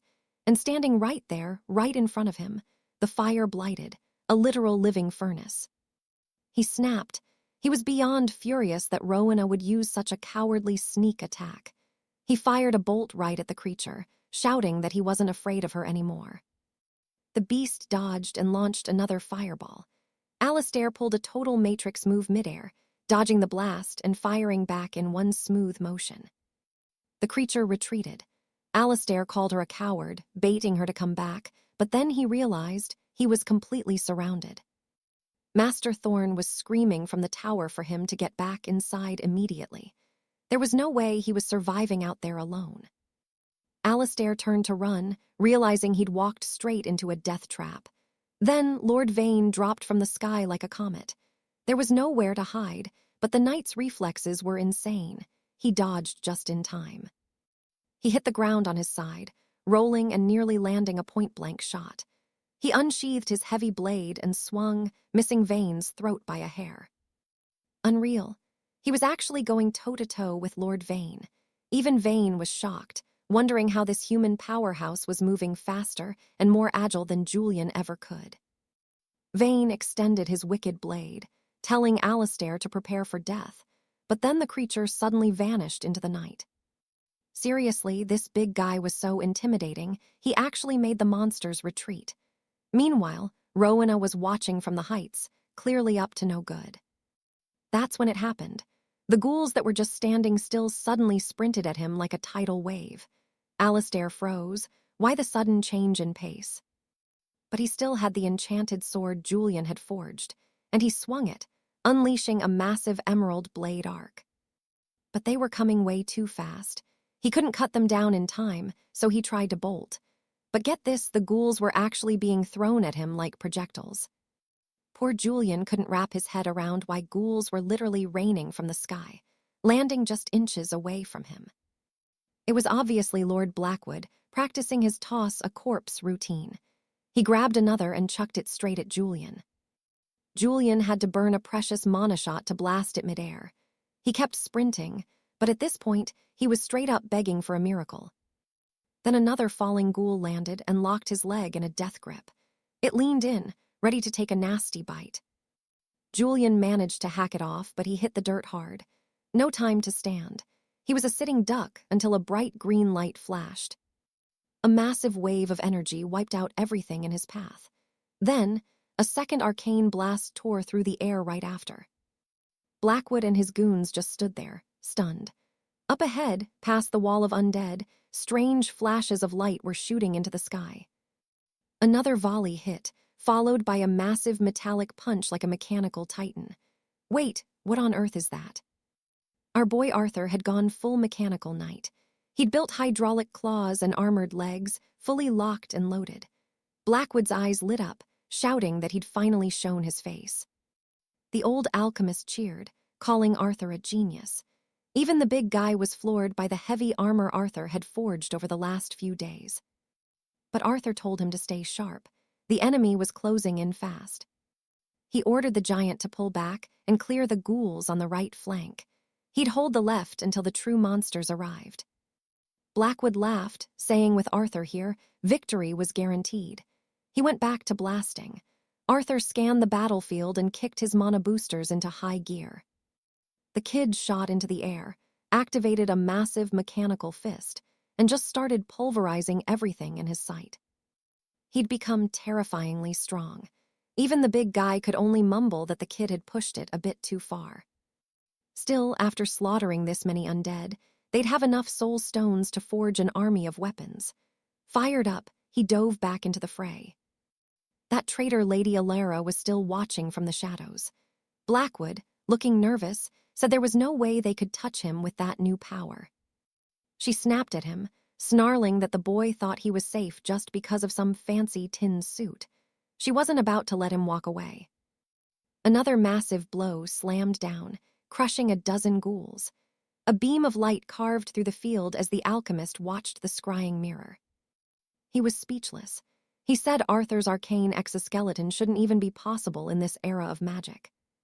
He couldn't wrap his head around how Arthur had used the scrap metal he'd thrown away to build this. Then, Arthur dropped the bombshell. The metal came from inside the ghouls' heads. The old man froze. Now it made sense why Arthur had kept the process a secret for so long. He rushed off, saying he needed to dissect the test subject they'd captured to see for himself. Back outside, Blackwood started commanding the undead again, ordering them to swarm Arthur. The earth began to quake, and the big guy yelled that it felt like the world was ending. Arthur told him to shut up and keep swinging. Then Arthur noticed something weird. The ghouls were jumping at him. The moment they got close, Alara clenched her fist and the creatures exploded like living bombs. Arthur had never seen anything like it. Alara just laughed, telling him he'd be dead within the hour. She kept sending wave after wave, detonating them right in his face. Arthur couldn't remember the undead ever self-destructing in his previous life. Blackwood just watched from the sidelines, terrified. Blackwood whispered that this was a battle between gods, and they were just ants. Then he revealed Alara had consumed 7 soul stones to reach this level. Her body was constantly melting and reforming, a living nightmare fueled by her pure hatred for Arthur. Blackwood wondered if eating more stones was the key to power, since she'd gained magic instead of turning into a mindless beast. But after seeing the agony she was in, he had zero interest in trying it himself. Alara kept hurling exploding ghouls at Arthur. By now, he knew someone was pulling the strings. He spun, parried a strike, and fired a mana blast directly at the tower. The boy's aim was deadly. Alara had to dive out of the way. Blackwood screamed for her as she almost fell, but she somehow managed to hover in midair. Then she froze. Arthur was already right in her face, giant mechanical hand raised and ready. He fired again, and she yanked ghouls up to use as shields. She built a wall of rotting flesh, but Arthur was about to blow right through it. She kept commanding them, but he just leaped over the chaos and came in with a devastating punch. She barely dodged the killing blow. Arthur opened his massive claw again. She stepped in for the duel and activated her own dark power, but man, he caught her right in the jaw. The girl was sent flying. Before she could even catch her breath, he pinned her to the dirt. Iron Knight 1, Dark Lady 0. Arthur told her that if she survived those blasts, she must have eaten the soul stones. He demanded to know how many. She stayed silent, trying to spark the power in her palm. Then came the crushing stomp. "Don't even try it, lady," she screamed in pain. He reminded her that in their past life, she was the one who took his arm. Today was for payback, but then he heard a noise nearby. Blackwood came sprinting in, desperate, begging him to let her go. Arthur just opened his mechanical hand and fired. The monster dodged and started circling him like a predator. Arthur saw the opening and lunged. Pure instinct, our boy didn't hesitate for a second. Gripping Roxanne with his left, he shattered Baron Winston's arm. With the right, he fired the arcane beam straight through his chest. Talk about bad luck for that fool. He went flying. Seeing Winston down and Roxanne captured like it was nothing, Lady Joan knew she had no chance. Her best bet, Run. Roxanne was still pinned under the steel titan's massive weight, and Alara called the whole thing absolute madness. She might actually be one of the blessed, consumed the mana cores, but somehow kept her human form. But Arthur knew how dangerous she really was. To stop the coming storm, he was ending this now. Just as he went for the kill, the ghouls began to evolve. Arthur froze in shock. Why had they reached the first rank so fast? Alara reported that a sea of ghouls was swarming the sanctum. Godfrey was holding the gate, but some had already scaled the stone walls. Roxanne started cackling. She told them they were all going to die and become her mindless thralls. Fed up with the talk, Arthur hurled her into the horde. She crashed into the undead, and he unleashed a twin blast of light from the Titan's gauntlet. He retreated, thinking she was finished, but you know how these stories go. She's probably still breathing, right? Meanwhile, the big man was panicking. His crossbow was dry. All he had left was his broadsword, and the monsters were closing in from every side. Right then, a first-rank ghoul lunged. He barely got his blade up in time. Was this some kind of new cursed magic user? He swung with everything he had, but instead of a clean cut, the blade barely left a scratch. He was terrified. He looked back and realized more of them were transforming. The entire fortress was surrounded, and the tide just kept rising. Godfrey slashed one beast's chest and bolted. He had no idea what kind of nightmare he was even fighting. The steel wasn't working anymore. These must be the mutated horrors Arthur warned about. Alara kept shouting for Godfrey, desperate to know if he was okay. At that same moment, several beasts vaulted the barricades and started closing in on the research chambers. But Master Sterling stayed locked in his study, completely oblivious to the chaos screaming outside. Godfrey tried to find a way out, but Arthur was gone and the base was a maze. Then the steel titan appeared and scooped him up. Godfrey was ecstatic, asked if Arthur could fly now. "Just a long jump and a glide," Arthur said, ordering him to clear the beasts pushing toward the sanctum. To put these first-rank freaks down for good. It would take more than one swing. He had to be careful. These things were way faster and deadlier than before. The big man collapsed, gasping for air. Arthur leapt to the gatehouse, primed the Titan's hand, and started vaporizing everything in sight. The problem was, while he cleared one flank, the monsters just flooded in from the other. Godfrey was spent, calling out to Lady Alara that he was dying of thirst. Then he heard a snarl nearby. A monster was almost on him when he grabbed his blade and shoved it into its chest. Man, he slammed the first one down and literally tore it in half. This kid wasn't stopping. He hit it again. Alara showed up with the water he'd begged for, asking if Godfrey was still in one piece. As she got closer, she noticed this ghoul was different. Inside its skull, they found a glowing crimson core. Meanwhile, Master Sterling finally found the prize.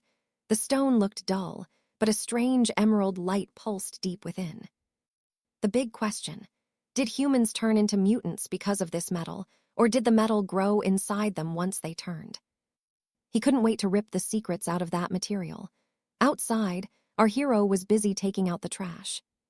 One smashed here, two more decapitated there. With one final sweep of his hand, he declared it over. He shouted for Godfrey to start gathering the cores, since he'd cleared the entire field. Godfrey gave a weak thumbs up. Arthur was a machine. But when he saw the mountain of dead monsters, he groaned about how long it would take. He looked at Arthur and said if he helped him collect them, he wanted his own suit of Titan armor. Arthur told him he'd think about it later. Right now, he just needed to sleep. Then the old alchemist approached. He said it was time for Arthur to spill all the secrets about those mysterious soul stones. Outside, the big man started digging. There were so many monsters, and the worst part, he was stuck doing the dirty work alone. Arthur explained that the core starts growing in the brain the moment a person turns into a ghoul. The more sunlight it absorbs, the more energy it stores. It was like these monsters were feeding off the sun itself. The old man was intrigued, but after his analysis, he hadn't found anything that matched Arthur's description. He did notice active metal molecules inside that reacted violently to light and heat, though. It was incredibly tough, with a strange thirst for both iron and blood. Arthur nodded. It had a specific hunger for human blood. It's the same old story. This curse spreads through humans way faster than any other creature. And here's the kicker. Sunlight is like fuel for them. Alaric confirmed that absorbing those rays makes them mutate constantly. Usually the Hollow just stand in the streets, staring at the sun like statues. But today, they were running around like absolute lunatics. Arthur knew exactly why. Someone was pulling the strings. Alaric asked if it was that spiked monster or the freak throwing flames everywhere. Arthur just shook his head. Nah, those two, just your average mutants. The real puppet master was a high-ranking monster known as Lord Raven. Alaric was still struggling to understand how one soul shard could cause this much chaos in a human body. Arthur sighed. They'd been researching this nightmare for a while, and the one thing they knew for sure: consume a shard, and you're hitting the mutation button. Gifted ability users had always been a massive threat to the status quo. Which is why the law was simple: find them and take them out immediately.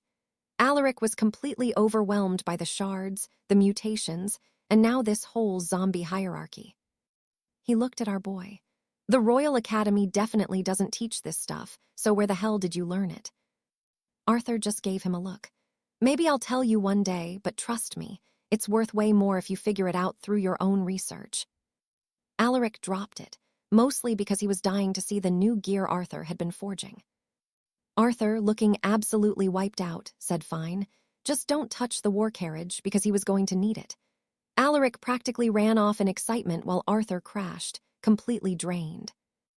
Lady Alara had been watching from the shadows the whole time.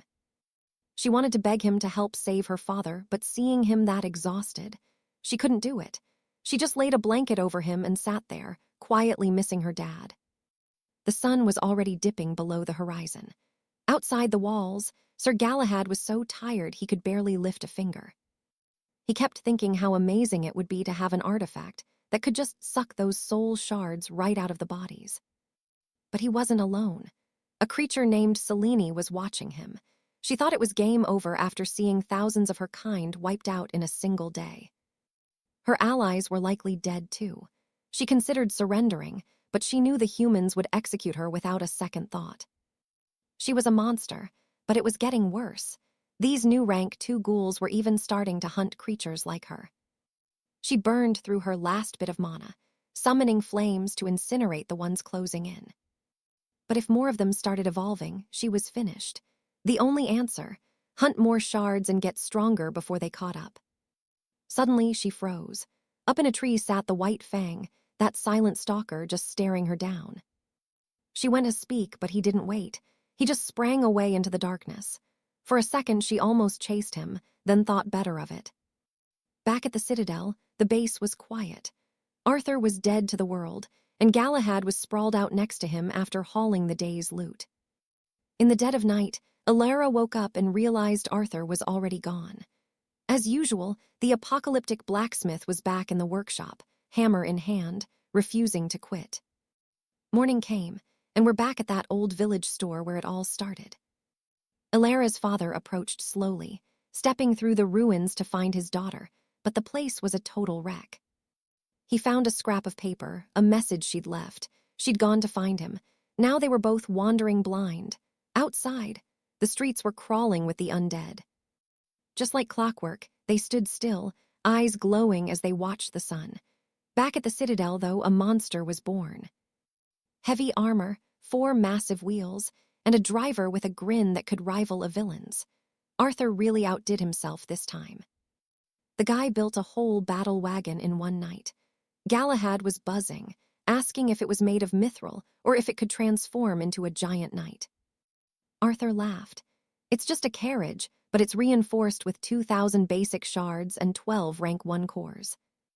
Galahad was all in. He was ready to roll and find Alara's father, but she stopped them both. This time she was going too. Arthur shut that down immediately. The wilds are thick with rank 1 monsters. You won't last a minute. She'd be dead before they left the woods. She argued back, saying she'd followed every order so far, but she wasn't sitting out while her father was missing. Arthur told her to stop being stubborn, or he'd have Alaric lock her in the lab. Ilara finally broke, crying out for her father in total despair. Galahad snapped at Arthur for being so cold, but then Alaric appeared, telling her to calm down. He showed her a new invention, a clockwork sentinel, his first real success using that rare material Arthur found. It could carry way more energy, scout further, and the visual link was crystal clear. Now she could stay safe behind the walls and still lead the search for her father. Arthur was impressed. The old man was actually learning fast. Alaric just laughed. I'm no master wizard, but I can still make a little magic happen. Gear prepped. Mission go. Arthur gave Galahad the signal, and the big guy was practically vibrating as he fired up the engine. Be careful out there, Arthur warned. Galahad didn't need to be told twice. He floored it, and the war carriage blasted out of the citadel like a shot. It was unreal. Every rough terrain felt like a paved road. They hit the main path, plowing through abandoned wagons like they were made of toothpicks. Arthur's new armored beast made every other carriage on the road look like scrap metal. After a while, Ilara mentioned they'd finally tracked her father's trail to this very district. They pushed deeper into the heart of the city, but Barnaby's face soured. Something was off. Total silence, not a single rot-walker in sight. Then one of them caught a glimpse of a chilling grin. The rooftops were crawling with them. Dozens of shadows perched high above. Then, bam! They dropped like rain, swarming the car and slamming against the steel plating with mindless fury. Massive, rotting forms clawed at the windows, desperate to tear their way inside, but the hull held firm. One ghoul pressed its face right against the glass, and Barnaby just barked at the thing to move. It was blocking his view of the road. He shot a look at Arthur. Did this rig have any real teeth? Arthur just shrugged. Gunpowder was old news in this hellscape, so he'd rigged up something much, much better. One press of a button, and the entire vehicle surged with a terrifying green arc of lightning. High-voltage bolts snapped out, turning the zombies into literal dust on contact. I just sat there, jaw hitting the floor, every bit as shocked as Barnaby. Arthur muttered that if the area was this infested with level 1 creeps, the chances of finding anyone alive were basically zero. They needed a new plan, fast. They veered onto a side street, completely unaware that from a high balcony, a pair of eyes was tracking their every move. A slow smile spread across the watcher's face. This was getting interesting. Meanwhile, the crew pulled up in front of what looked like a massive, derelict Grand Plaza.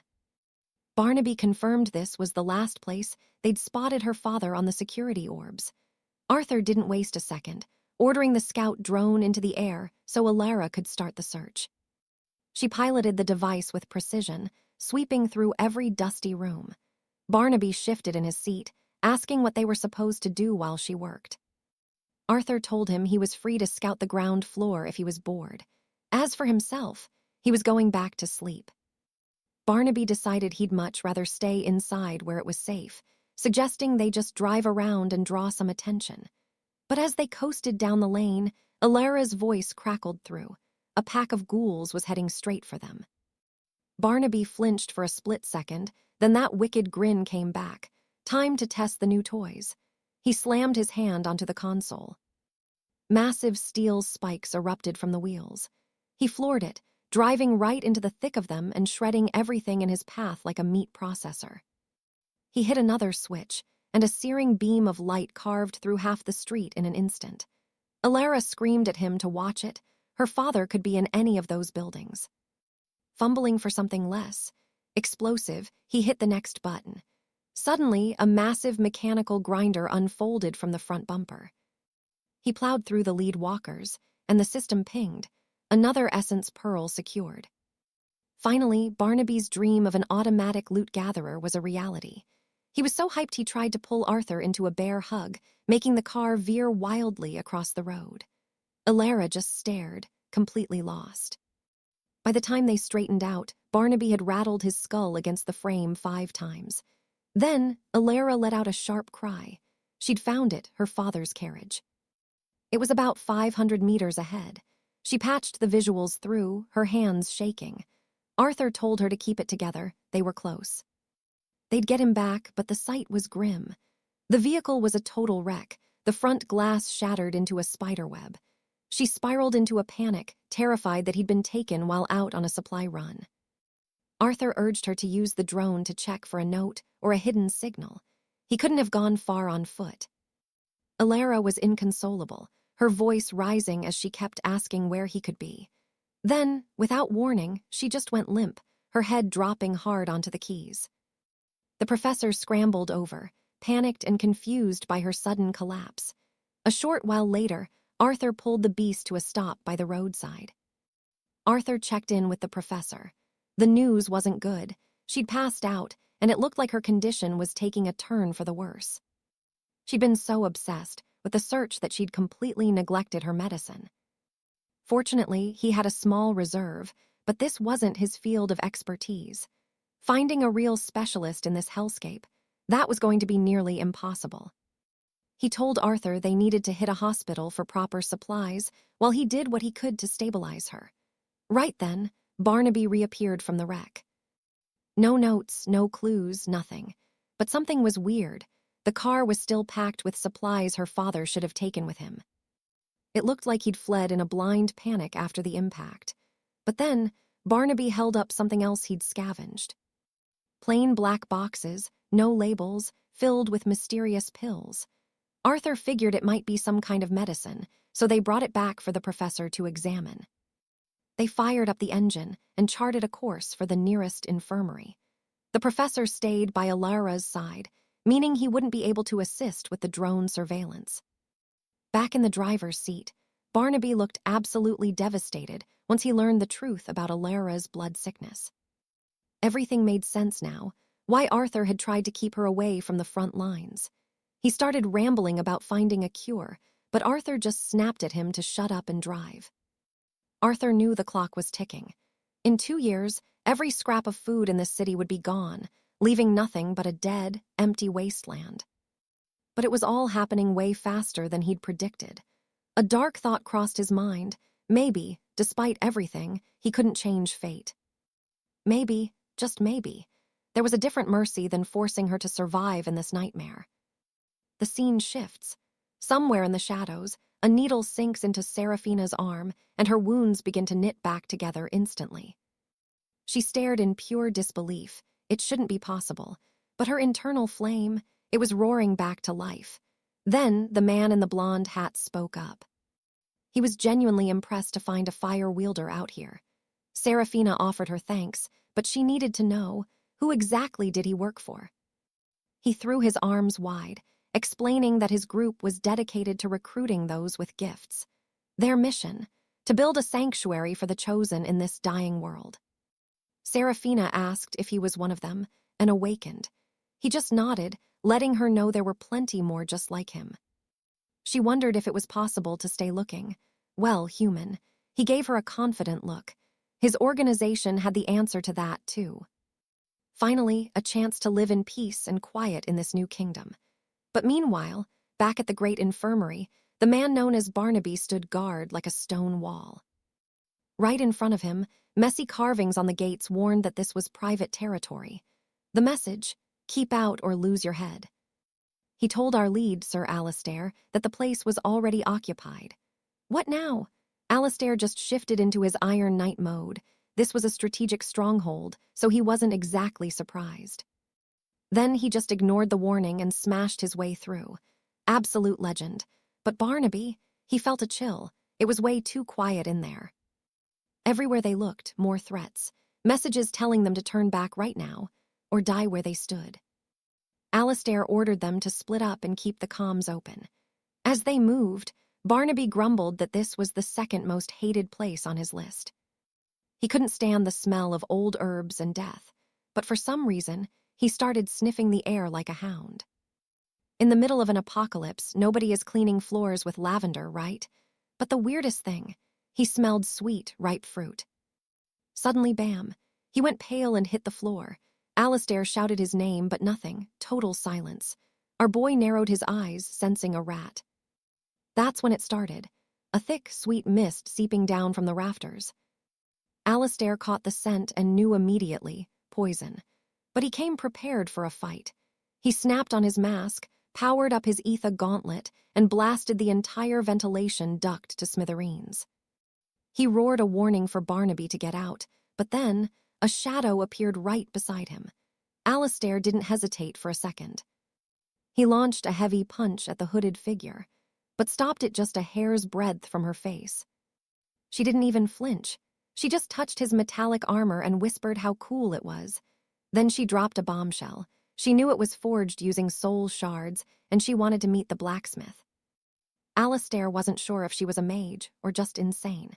He demanded to know who she was. The girl chirped that she was Lady Seraphina, the sweet genius healer. Alistair wasn't buying it. He wanted to know why she was gassing people and if she'd been consuming shards herself.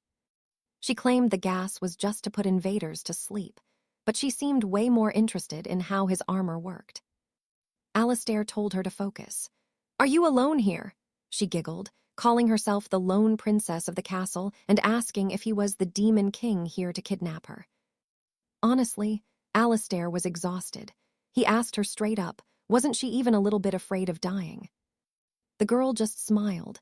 Death was as charming as candy to her, and if she died for her passion, she'd have no regrets. Yeah, she was definitely off her rocker. He asked what she meant by genius.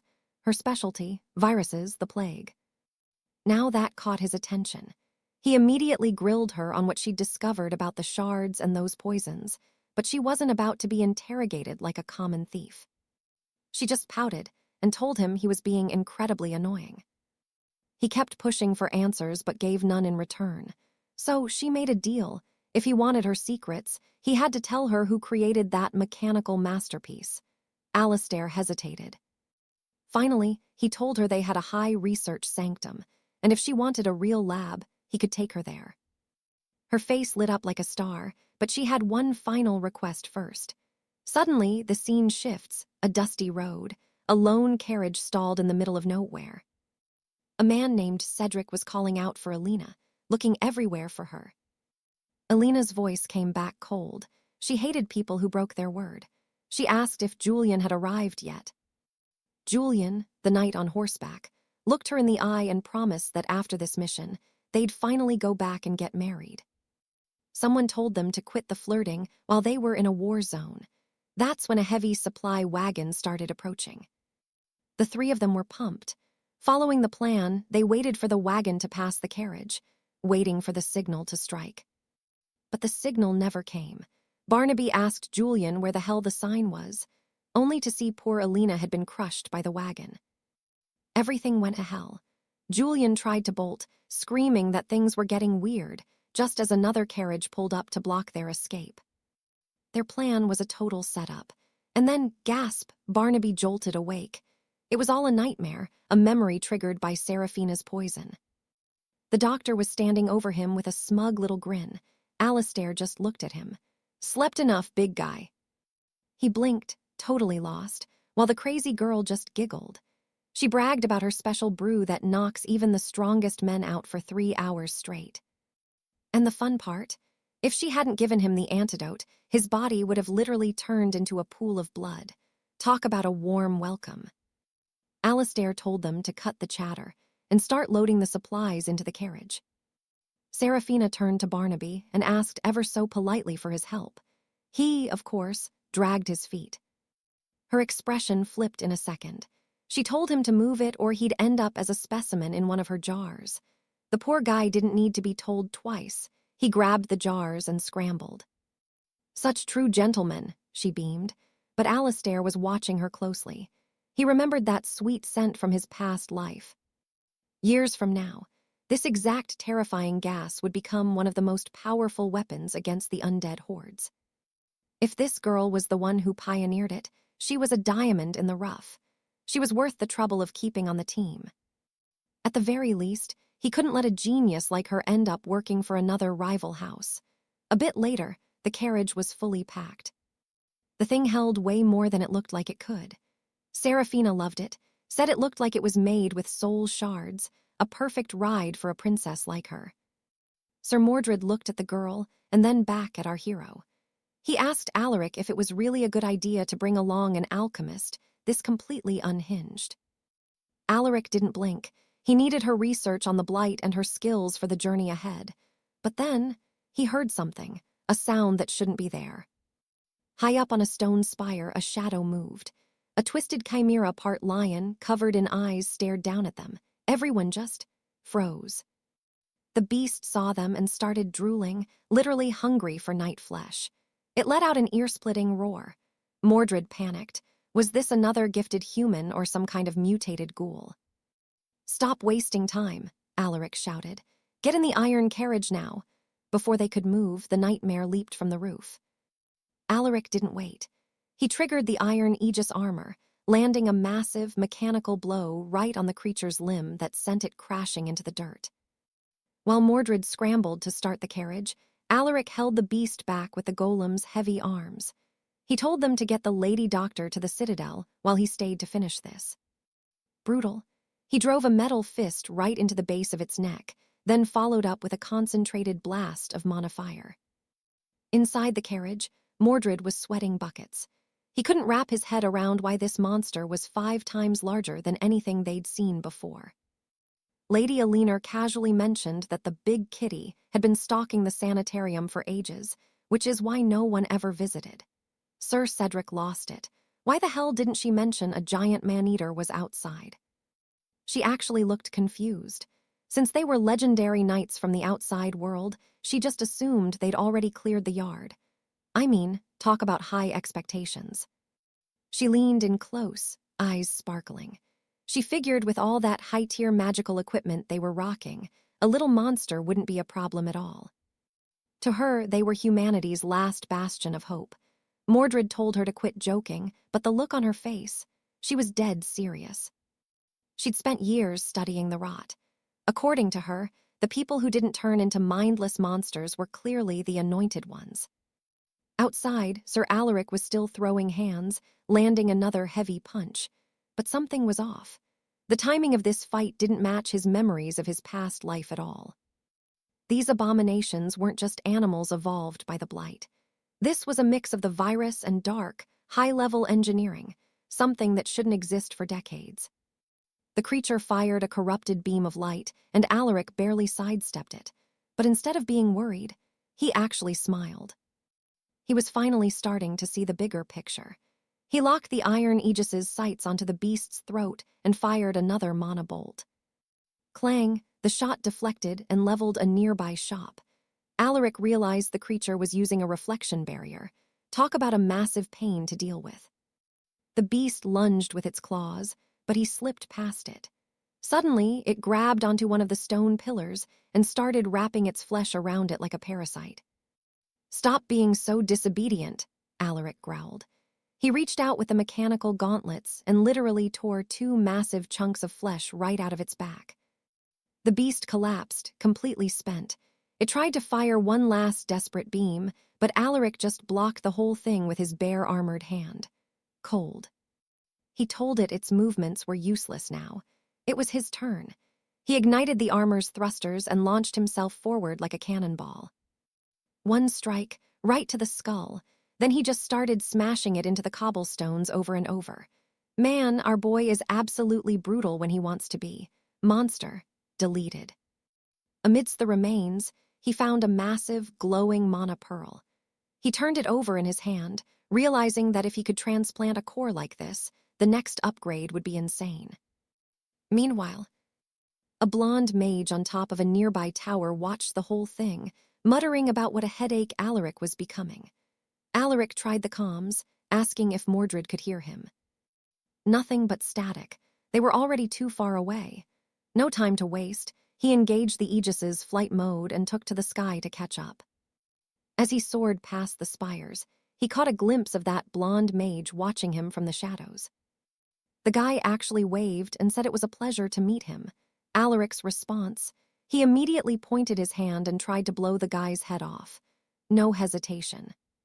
The mage blinked away to another roof, asking if Alaric had some kind of personal grudge against other ability users. Alaric didn't say a word. He just sent another massive explosion his way.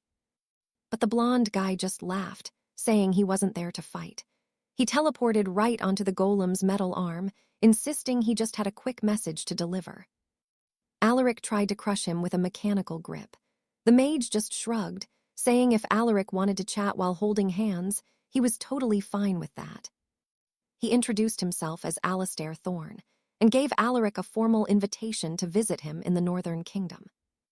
Alaric kept up the pressure, while Alistair mentioned he was actually very interested in recruiting that alchemist girl they just picked up. But when Alaric looked at his hand, the guy was gone. A body substitution spell, not a direct threat yet, but definitely a nightmare to track down. The weirdest part? That secret organization was already forming. Alaric didn't want to believe it, but he had to start preparing for the absolute worst. And get this, the name of this super-secret, world-threatening group, the Secret Order. Not exactly a masterclass in creativity, right? Don't let the name fool you, though. Alaric knew that in 50 years, they'd control almost every resource and gifted hero on the planet. Their goal was a world ruled only by those with power. That chimera was likely their prototype, and they'd clearly been stalking him for a while. They shouldn't be this organized this early. That could only mean one thing: Alaric wasn't the only one who had come back from the future. The iron carriage finally arrived at the Citadel. Elinor looked at the fortress and remarked it was a pretty normal place to have built such a legendary mechanical golem. Mordred just grunted. He told her she had some serious guts following them to a fortress she knew absolutely nothing about. She just gave him a cryptic smile and said she trusted her gut. Then she told Sir Cedric to hurry up and unload her experiments, saying she was doing it all for his sake. One thing's for sure, things are about to get complicated. The old Archmeister squinted, muttering that it looked like they'd actually managed to find a real healer for once. Lady Tamsin didn't waste a second, marching up to ask if he was the genius behind the arcane golem and the enchanted carriage.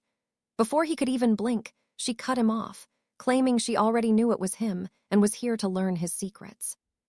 The old man looked a mess, sloppy robes and wild hair, the textbook definition of a mad alchemist. Archmeister Alistair was floored, wondering where on earth Sir Julian had dug up this eccentric girl. But the name Lady Tamsin rang a bell. She was a prodigy, a young Grand Meister in alchemy specializing in the Great Plague. She turned bright red, clearly flustered by the recognition. Meanwhile, the old man couldn't help but wonder how a girl like her had even survived the kingdom's collapse. Tamsin told him to skip the pleasantries. She was there for one thing, to study the dragon cores alongside him. He was stunned she even had one. He praised her work, especially the golem and the carriage she called Nightsteel, asking if he'd come up with the name. Now Alistair was in a tight spot. Should he admit he hadn't built any of it, especially since she seemed even more clueless about its origin than he was? Sir Julian wanted their secrets kept under wraps. So Alistair just played along, spreading his arms and welcoming her to the team, claiming he'd made some new discoveries. But there was a catch. He needed her expertise on something else first. They hurried to the infirmary where Lady Alara lay pale in bed. After a tense wait, Tamsin emerged, and the Archmeister rushed to her side for news.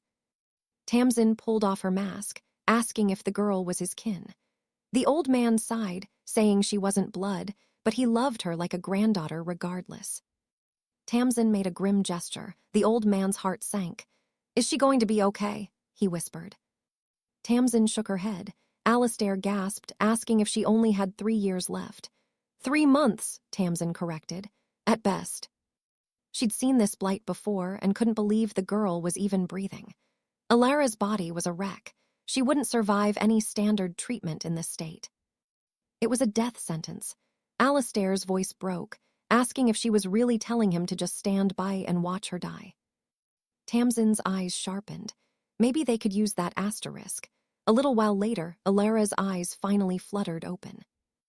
Outside, she heard the old man's panicked whisper, asking if they were seriously going to give her that forbidden extract. Tamsin explained it wasn't that simple. She was planning to refine the dragon shard into a completely new type of elixir. Her tests showed the material emitted a strange radiance that could actually force cells to regenerate at an impossible rate. Alistair nodded grimly. That's why those who consumed the raw shards turned into those things. Tamsin scoffed. What kind of fool would eat raw essence? I've seen it, the Archmeister replied. 2 men did it. They became monsters, but their power, it was godlike. Silence fell. Tamsin eventually admitted that besides certain death, she couldn't predict what else the essence might do to a person. But they had to focus. They needed an elixir that would save the girl without turning her into a mindless beast, and they were running out of time. Meanwhile, over at the storehouse, Baron Barnaby finally heaved the last crate onto the shelf. He stared at the junk, baffled why anyone would value this rubbish so much. Tamsin walked in and thanked the big man for his help. He immediately asked if the girl's sickness could be cured. Tamsin sighed. With the right theory, maybe. Barnaby offered to go check on Julian, but she stopped him. The knight was doing just fine on his own. As he turned to leave, she reminded him to keep searching for Alara's father. Finding him was the key to her survival. High above the ruined capital, Julian stood atop a cathedral spire, perched inside his massive iron knight golem. The sun was brutal, and still no sign of the girl's father. He needed water fast. He spotted an abandoned grand market and steered the machine inside. He crashed through the stained glass, landing right in front of a decorative fountain. Water, but it was stagnant, undrinkable. Then a scratching sound, something moved, fast. Julian whipped the golem around, readying his arcane cannons. Suddenly, a beast burst through the stone wall and lunged straight for his throat. The creature was a nightmare, but the machine's iron grip was stronger. Julian raised his hand to fire, but the monster slammed into him, knocking the massive knight back. He hit the wall with a deafening crash. Cursing, he fired a bolt of energy, but the beast was a blur, dodging effortlessly and striking from the shadows. Julian threw a heavy punch missed. It was too quick, slipping through his fingers like smoke. It landed a vicious blow, but Julian finally caught it. He slammed the beast into the cobblestones with bone-shattering force. He charged his laser, blasting the creature right in the neck. The monster collapsed, but as it fell, a woman emerged from the carcass, and she started firing beams of light right back at him. Julian froze in pure shock.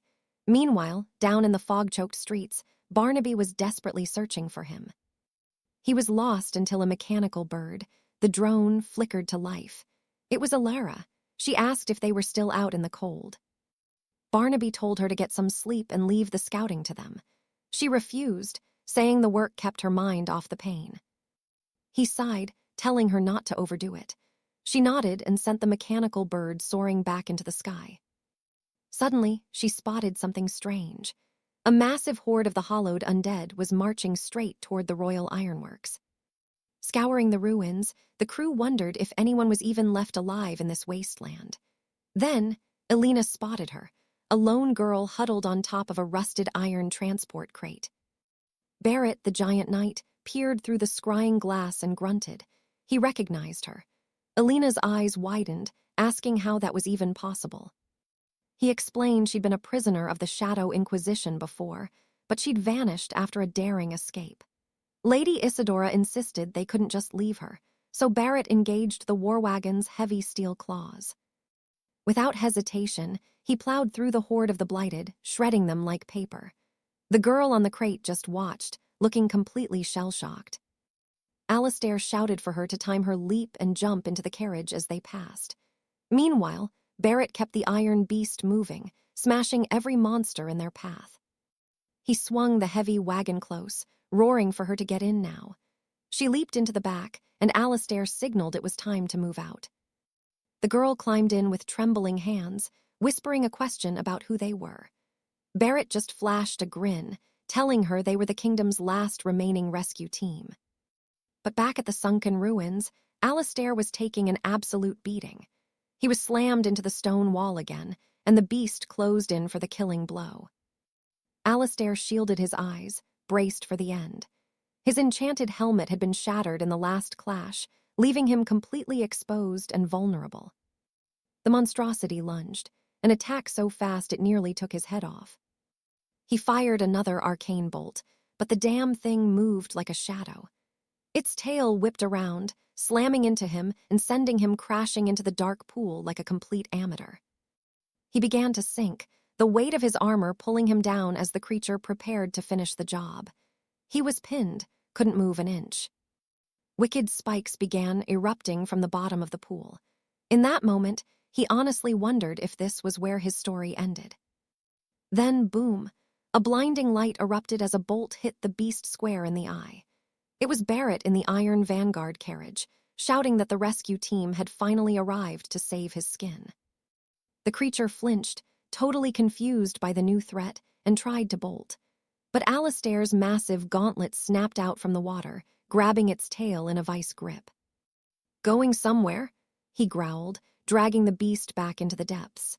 He landed a heavy punch and told Barrett to blast the thing the second it tried to look at them. Barrett gave a sharp nod. He was ready. Before the beast could even let out a screech, Alistair fired a point-blank arcane blast right into its gut. The creature collapsed, twitching in agony. He grabbed its head, demanding to know what a mutant like this was doing in these woods. Had the Shadow Inquisition sent her to hunt him down? The girl beast just stared back with hollow eyes. He threatened to crush her skull if she didn't talk, and she only flinched when he mentioned the secret order. Panic filled her eyes. It was Lena, no, Annabelle, crying out that she'd never go back to that hellhole again. Barrett was stunned, wondering how a girl could be twisted into such a monster. Right then, the beast recognized the girl in the carriage and started whimpering the name Alina. Alistair told her to stay down or he'd end it right there. But Alina scrambled out of the carriage, her voice trembling as she realized the monster was actually her sister, Annabelle. Even under Alistair's heavy boot, the creature kept crying out for her sister. Barrett whispered to Alistair that she must be another victim of the abyssal corruption. Alina stepped closer, heartbreaking as she asked her sister how she'd turned into this. The girl wept, explaining the Inquisition had performed dark rituals on her. She couldn't even find the words to describe the sheer agony of the transformation. Alistair told Alina to step back, saying he had to end her sister's suffering. Alina begged him to stop, monster or not, she was still family. Lady Isadora stepped in front of Alistair, blocking his path. Alistair warned her to move or he'd smash her clockwork bird to pieces. Isadora pleaded with him. They'd only just found each other. He couldn't just tear them apart now. Alistair argued that the corrupted were too unstable and dangerous to be left alive. But Alina wouldn't budge. She stood her ground. She just sat there, weeping with her sister. Isadora begged Alistair to at least give them a chance to talk before doing something they'd regret. Alistair reminded her that this sister had nearly sent him to the grave. There was no way he was just letting a monster walk free. That's when Barrett stepped in, reminding Alistair that if it weren't for Isadora's quick thinking, they wouldn't have made it in time to save him. Alistair finally let out a frustrated sigh and backed off. He let the creature go and walked away, calling the whole lot of them idiots. The monster stood up, asking tentatively if they were really from the Inquisition. Isadora shook her head.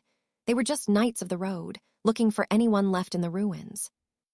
Annabelle explained that after the ritual, she'd fled, but the Order kept sending shadow hounds to track her through the wasteland.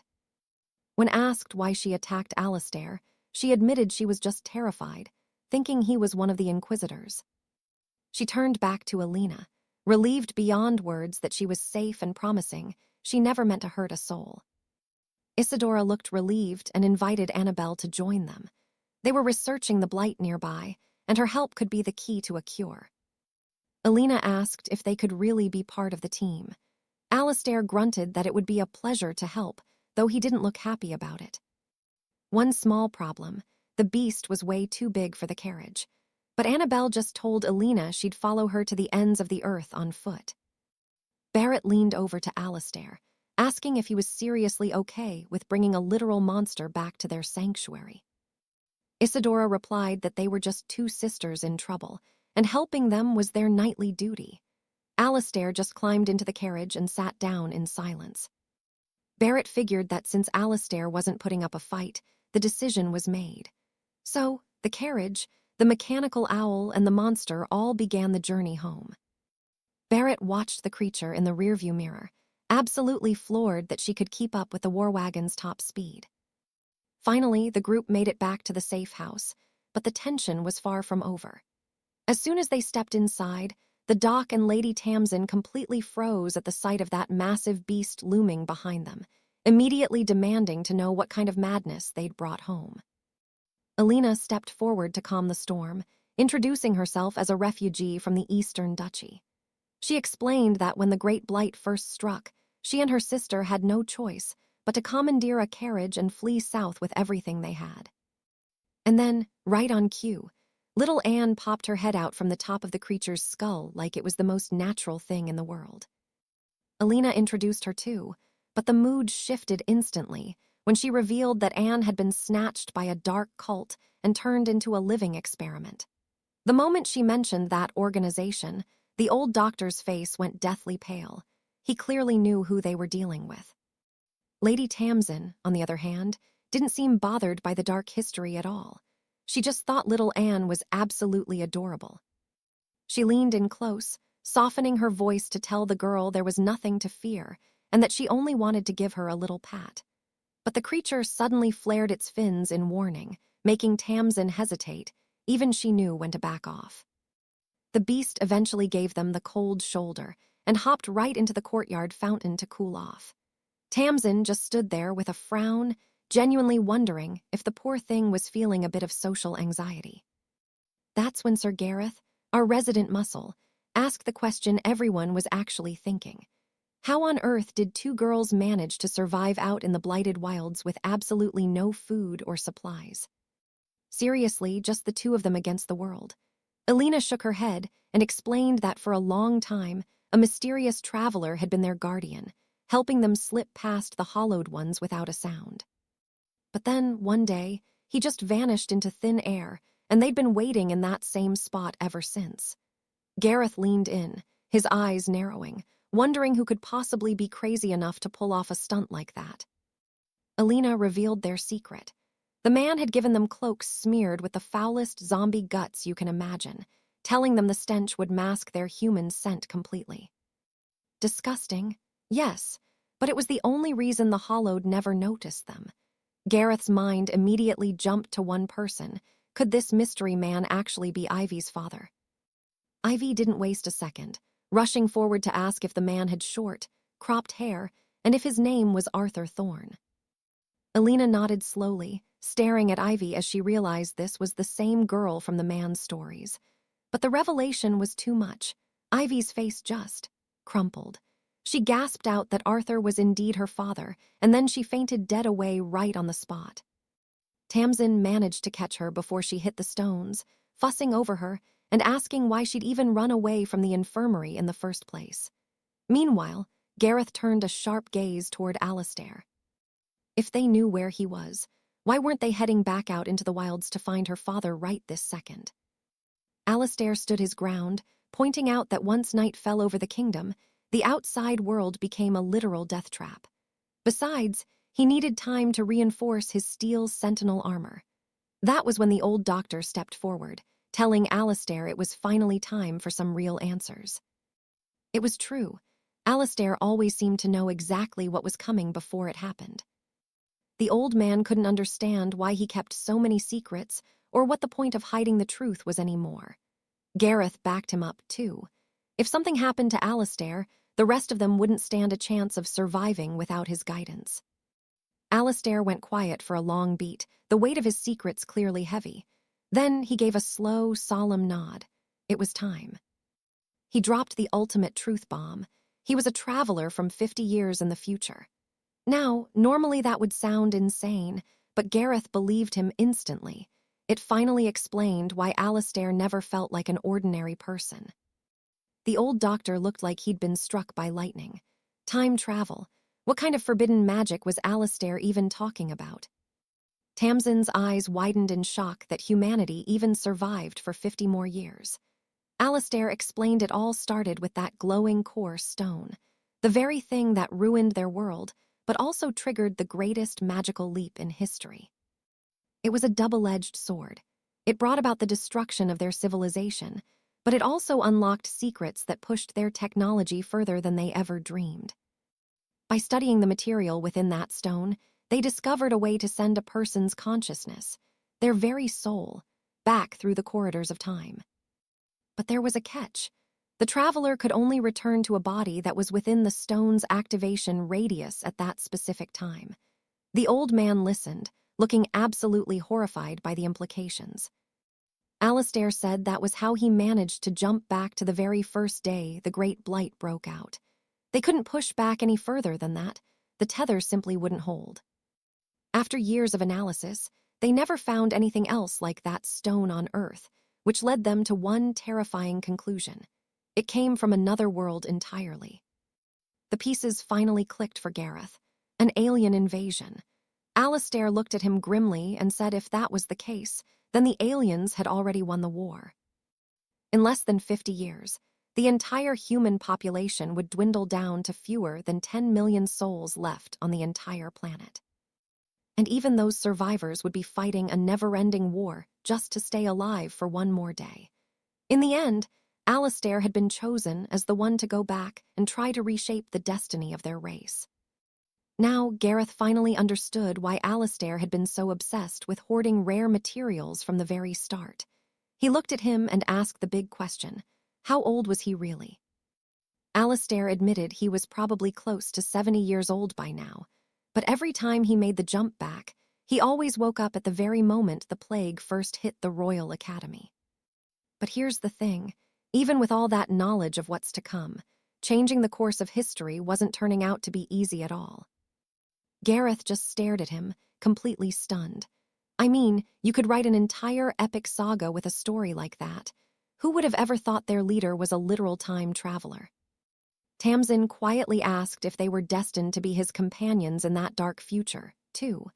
Alistair said he didn't know for sure, but he certainly hoped so. Meanwhile, young Cedric just looked completely lost. Why was Alistair talking like this? Were even bigger changes coming to their world? Our boy just gave them a heavy, knowing look. Alistair turned to Tamsin and noted that the blight was already starting to evolve, something she must have noticed herself. Tamsin confirmed it. Honestly, the fact that they were even alive was nothing short of a miracle. Then Alistair dropped the most terrifying truth yet. The virus wasn't just spread by bites. It was airborne. Everyone shot to their feet in a panic, asking how on earth they hadn't turned into monsters yet. Tamsin gave a tired smile, saying that was exactly why she liked to call them, the chosen ones. It seemed some people had natural antibodies that allowed them to resist the airborne miasma, but she warned them that a direct bite would still trigger a transformation. No one was safe from that. Alistair added the final chilling detail. The truth was, they'd all been infected a long time ago. In theory, they would all eventually turn into the Hollowed themselves. Being immune to the air didn't mean they couldn't be infected another way. Gareth couldn't believe Alistair had kept a secret that Massive hidden from them for so long. Alistair explained he'd only stayed quiet because he'd recently confirmed a dark suspicion he'd been harboring. Someone else from the future was here, and they were intentionally accelerating the plague's progression. That group was known as the Black Order, and with that, the scene shifts over to Lord Sela's. Turns out Julian was a guy the whole time. I was convinced he was a girl, but he's finally back to his true form. I figured the blonde knight was lying, but Julian just smiled and said he's officially part of the squad now. He's absolutely buzzing, calling them legends. Meanwhile, a mysterious white-haired girl is watching them through the window. Back with Alaric, things are getting grim. He says that in this timeline, the corruption is turning people into beasts way faster than before. The first wave of the blight was supposed to hit weeks from now, but it's already here. Plus, he just fought some astral horrors, vile creations of the Shadow Enclave. He's got a hunch they've sent agents back from the future to mess everything up. Sir Cedric asks the big question. Why does the Enclave have all this forbidden magic if they aren't lifting a finger to save the kingdom? Alaric explains their twisted logic. The Enclave thinks these powers are a gift from fate, a way to purge the weak and leave only the mages. Lady Beatrice just scoffs. Honestly, it sounds pretty pathetic, but then the old alchemist remembers something crucial. He mentions that the black casket they brought was filled with elixirs, and his analysis found the exact same tainted material inside. It's a catalyst for the corruption. There's no doubt now, the Shadow Enclave is behind this. Alaric figures they're poisoning the town's wells with the virus. That's why everyone is turning so fast. Sir Cedric points out that Alara's father had a carriage full of those elixirs, so he might be a traitor. Alaric says they'll deal with him later. As long as the Shadow Enclave exists, humanity stands zero chance of survival. He pulls out a map, showing how to fortify the castle before the next raid. He tells Beatrice to keep a close eye on Alara. Beatrice asks if he's Alara's brother. He just fires back, "Is that a problem?" She claims it's just a medical question. He tells her it's none of her business, then orders Cedric to get the supplies ready with the old man. Back in the chambers, Alara finally wakes up. She sees Lyra passed out beside her bed. She slips out into the hall and overhears Beatrice saying Alaric's crazy story actually seems to be the truth. Beatrice takes a heavy swig of wine and slumps over. She really hoped the nightmare was over, but no. The chaos is only building. Suddenly, Alara steps out of the shadows. Beatrice tells her to get back to bed, but Alara can't sleep. She just needs some fresh air. The doctor tells her the fortress is asleep and Alaric will find her father soon. But Alara heard her talking to someone else. Beatrice doesn't hide it. She points to a jar. It's him. Alara jumps back. Why is she talking to a severed head?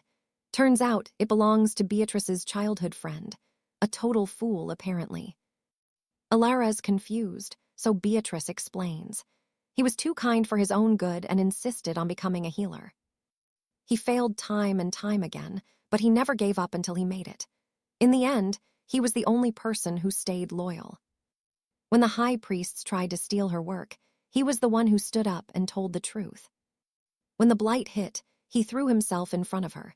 Even while he was transforming into a monster, he kept protecting her. By the time it was over, he'd been torn to shreds. She couldn't even tell which pieces were his. She gathered what she could, hoping that one day advanced magic could bring him back from the dead. Then she just laughs and says she's kidding. She knows the world doesn't work that way. Alara asks quietly if she loved him. Beatrice admits that, weirdly enough, he's the only person who ever reached her heart. She tells Alara to go back to sleep. She still needs to check on the experiment, Annabelle. Meanwhile, Alara sneaks out to find the creature. Annabelle rises from the dark water, and they just stare at each other for a long moment. Annabelle whispers that she has to stay hidden. If the Enclave finds her, it's over. Alara asks if the experiments hurt. Annabelle says the memory used to give her chills, but now, she feels nothing at all. Alara goes quiet. Annabelle looks at her and says she can see that Alara is carrying a world of pain, too. She reaches out with a cold hand. Alara wonders how she could possibly know. Annabelle starts to say that all humans feel the same, but then Alara just faints. The creature catches her and screams for the doctor. Beatrice comes running, totally panicked. She's fuming that Alara ignored her orders to stay in bed. Checking her vitals, Beatrice warns that if Alara keeps pushing it, she won't be saved. Alara just whispers a final request. She wants the doctor's help to finish the surgery. Meanwhile, Alaric is busy building a massive war machine, the Steel Vanguard Mark II. Over in the capital, Alara's father is frantically searching for Annabelle and Lyra. He has no clue where they went and fears the blighted got them. It makes no sense. He'd secured the entire sector. There shouldn't be a single monster anywhere near them. Those massive carriage tracks in the dirt. He couldn't even imagine what kind of beast could leave a mark that deep. Then whoosh, the sound of heavy wings beating right over his head. He looked up and froze. A dragon. It circled a nearby stone tower, and honestly, he felt a weird wave of relief that it wasn't something even worse. But the relief didn't last long. A man with a blue beard appeared out of nowhere, claiming he'd finally found him. Meanwhile, back at the alchemist's chamber, the girl was floating inside a glass tank. Outside, Lady Alara and the old lord watched the bubbles rise. Lord Bartholomew wasn't sure about using such a rare relic to save her. Ilara just told him to be patient. The magic needed time to bond with her soul. She'd carefully siphon the pure essence from a celestial dragon pearl. And as long as the acolytes followed the ancient formula, it should work. There might be side effects, sure, but at least she'd keep breathing. The old man asked if they'd performed this dark experiment enough to be so sure. Ilara explained this was the elixir of sovereigns, once sold only to the high kings of old. It was legendary for curing any plague, but the secret to true eternal life, that was still a mystery. And it didn't last forever. Bartholomew muttered that a name like that made it sound even more suspicious. Ilara sighed. This was their last safe option. If this failed, they'd have to use the raw material completely and just pray they didn't blow the castle up. The old man nodded gravely. Now everything was clicking into place. That's why Sir Alistair was back out in the ruins, desperately searching for the girl's father. He warned Lady Beatrice that the place was crawling with ghouls, telling her to keep a sharp eye on the right flank. She launched her magical scrying eye, apologizing because her control over the spell was still a bit shaky. Managing multiple magical visions at once is a nightmare, and she jokingly called herself a bit of a scatterbrain. At least that's what she told herself. Alistair told her to stay focused. They needed to find Cedric's father before the sun went down. Suddenly, Beatrice gasped. She'd spotted him. On the cobblestone street below, a man in a tattered hood was sprinting for his life, fleeing a pack of lesser ghouls. His cloak of invisibility had failed, so he ripped it off and tossed it aside. A fire flask attached to the cloak exploded right in the middle of the swarm. Didn't matter. The ghouls just kept walking through the flames like it was nothing. Then zap, a magical beam sliced through one ghoul, then two more. Alistair drifted the armored carriage to a halt right in front of the man, who just stood there, speechless. Completely stunned, the big guy kicked the heavy door open and shouted, "Are you Lord Cedric, Eleanor's father?" The man looked totally lost, but our knight friend snapped at him to get in. Now, no time for a chat when death is at your heels. Since he'd just been saved from a death trap, he didn't argue and scrambled inside. The carriage roared off. From a distance, the blue-bearded mage watched the whole thing unfold.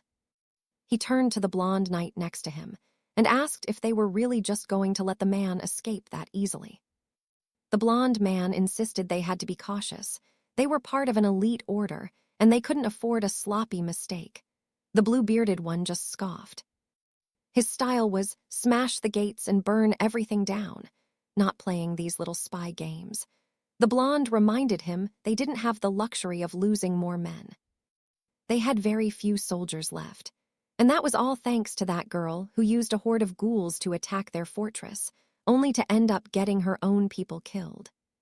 The blue-bearded mage found it strange. A girl with enough power to command 1,000 monsters, and she still lost that battle. The blonde sighed. It was a tragedy, really. And the worst part, they couldn't reanimate any of the ghouls they'd lost. Meanwhile, the carriage pulled into the stronghold. Bartholomew rushed out, frantic, asking if they'd actually found Cedric. The man climbed out, looking older than his years, and apologized for causing so much trouble for everyone. Old Bartholomew told him to thank the heavens he was still alive. Then he sent him inside to wash up while the healers checked on the girl. The scene shifts to Cedric, looking absolutely terrified. Seeing Eleanor inside the alchemical tank, he demanded to know what they had done to his daughter. The grandfather explained that when Alistair first brought her in, she was stable. But lately, she'd been fading fast. What made it worse was that she'd been pushing her magical limits trying to find him. Cedric collapsed, whispering that he should have come back sooner. The old man told him to stay calm. There was still a lot to uncover. He handed Cedric a mysterious wooden box and asked where it came from. Cedric knew they'd found it in his carriage, but he had no idea what was actually inside. Bartholomew pressed him. How did he get his hands on it? Cedric admitted he'd been in contact with a man named Lauro from a cult called the Shadow Circle. At first, they looked like a charity, helping the poor. Lauro gave him these potions, supposedly to help Eleanor, and he never suspected the dark truth behind them. The old man asked if he was part of the cult and what the poisons were really for. Cedric confessed those drugs had caused several outbreaks across the kingdom. Once he realized what kind of monsters he was working for, he wanted out. He kept working undercover anyway, hoping he could eventually escape and make it back to his daughter. But when he finally made his move, a horde surrounded him, and while he was trapped, this happened to her. He'd always taught Alina to be kind and noble, yet he'd been helping the very villains he hated. He broke down right there, calling himself a failure of a father. That's when the healer walked in and told him Alina was still alive, still fighting. Then she told him to give blood, since he was the only biological match for the transfusion. No one else in the castle could do it. He was her only hope. Cedric immediately held out his arm and told her to take as much as she needed. The healer let out a sigh of relief. It was a good thing he arrived, or she would have had to use that volatile material on the girl. The Duke looked stunned.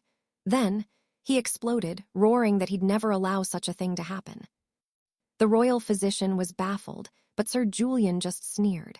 What did the healer really know? Arthur spoke up. He wasn't sure of the details, but the Cabal was definitely planning a massive experiment. Their target was the entire city of 𝒣𝒕𝒖𝒓𝒏𝒆𝒅. We're talking countless lives wiped out in an instant. Julian didn't even flinch. Doesn't matter, he said coldly. Most of the people were already dead, so there wasn't much left to lose anyway. The Duke insisted they couldn't use that cursed material on the girl, no matter what. Julian fired back. It was their only weapon left against those monsters, and they had nowhere left to run. Panic set in. Arthur knew they had to move fast, shouting that he'd grab Lady Ursula and leave before things got worse. Then wham, a heavy strike to the neck. A knight told him to shut his mouth as Arthur hit the floor like a sack of stones, out cold. Julian turned back, cold as ice.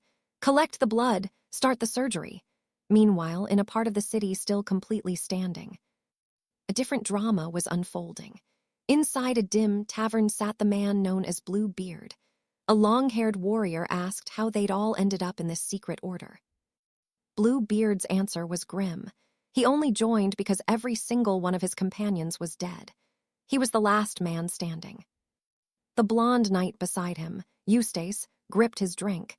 He needed to protect the people he still had left. The man at the counter nodded. Partners, incredible. But he looked around. For a secret group, he expected a few more faces in the room. Don't sweat it, Bluebeard replied. Their recruiters were already out in the streets hunting for fresh blood. 𝑹𝒕𝒖𝒓𝒏𝒆𝒅 stared into his cup, wondering what kind of kingdom these awakened lords would actually build.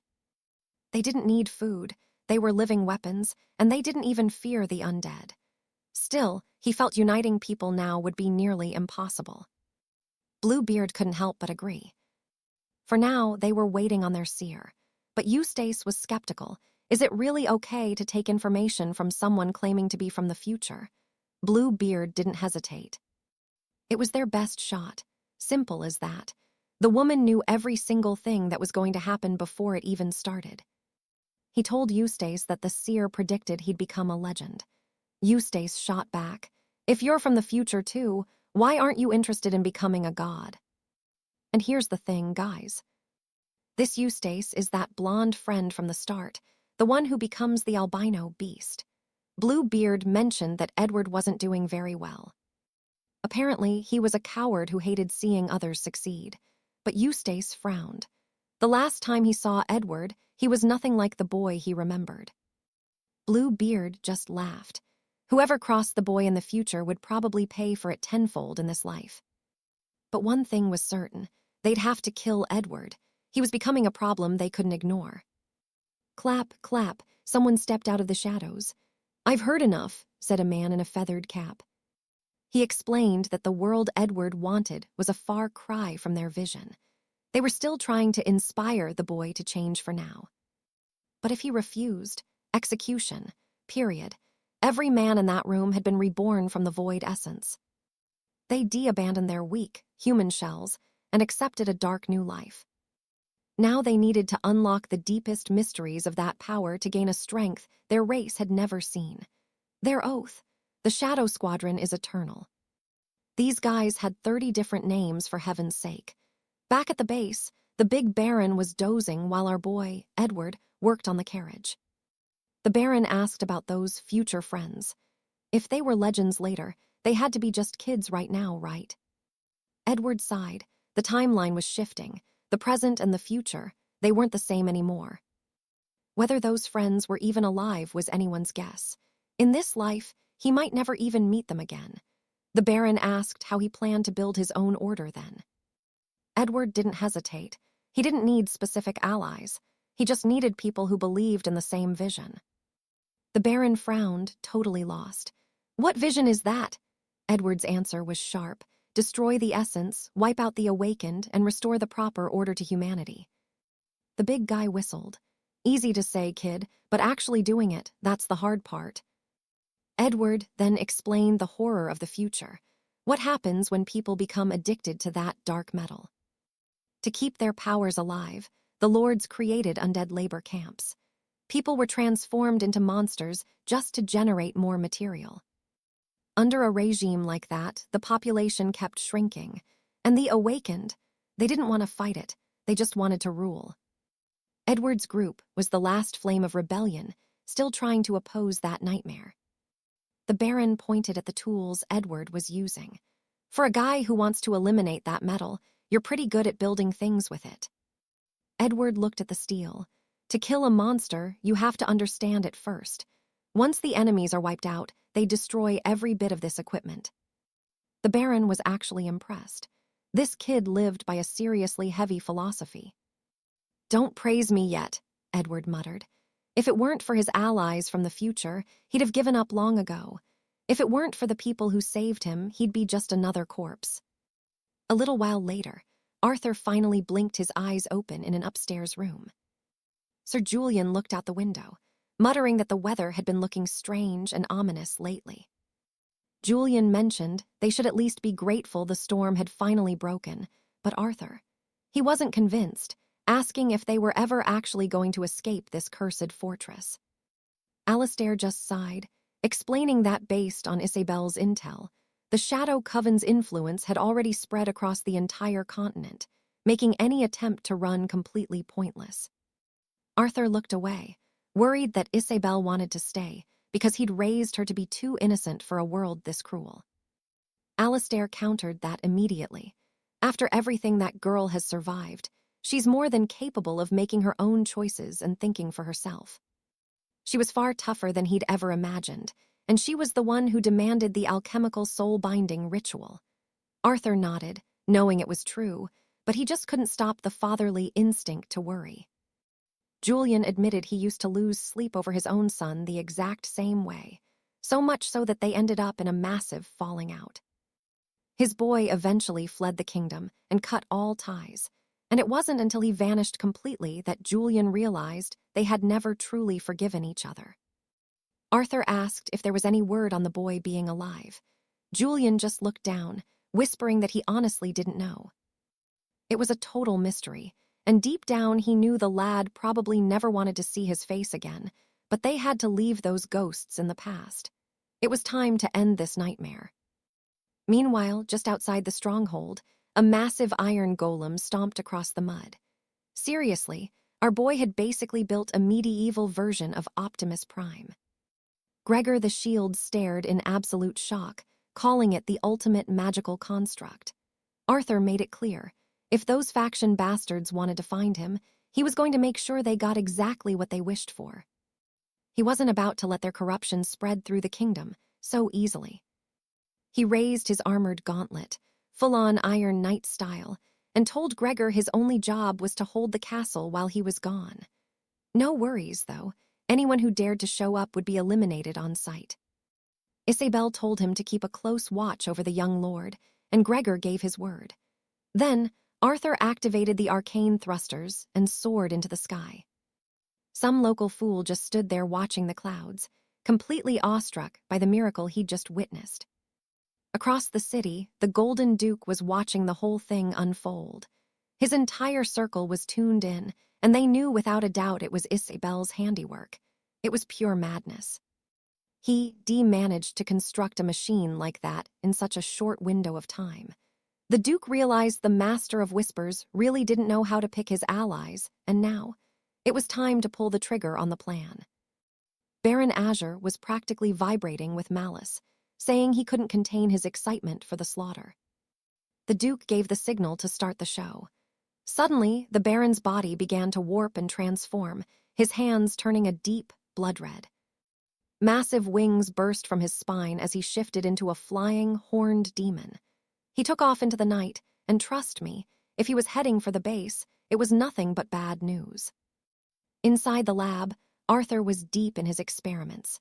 Julian spoke to the High Priest through the magic mirror, confirming the soul compatibility for the ritual was perfect.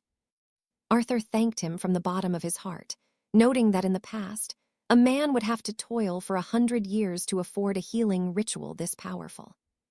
It looked like they were finally moving forward with the full essence transplant. Arthur said he didn't even know how to repay them, but the master told him to focus on the scrying orbs and watch for any signs of an ambush. Arthur agreed and went straight back to the search.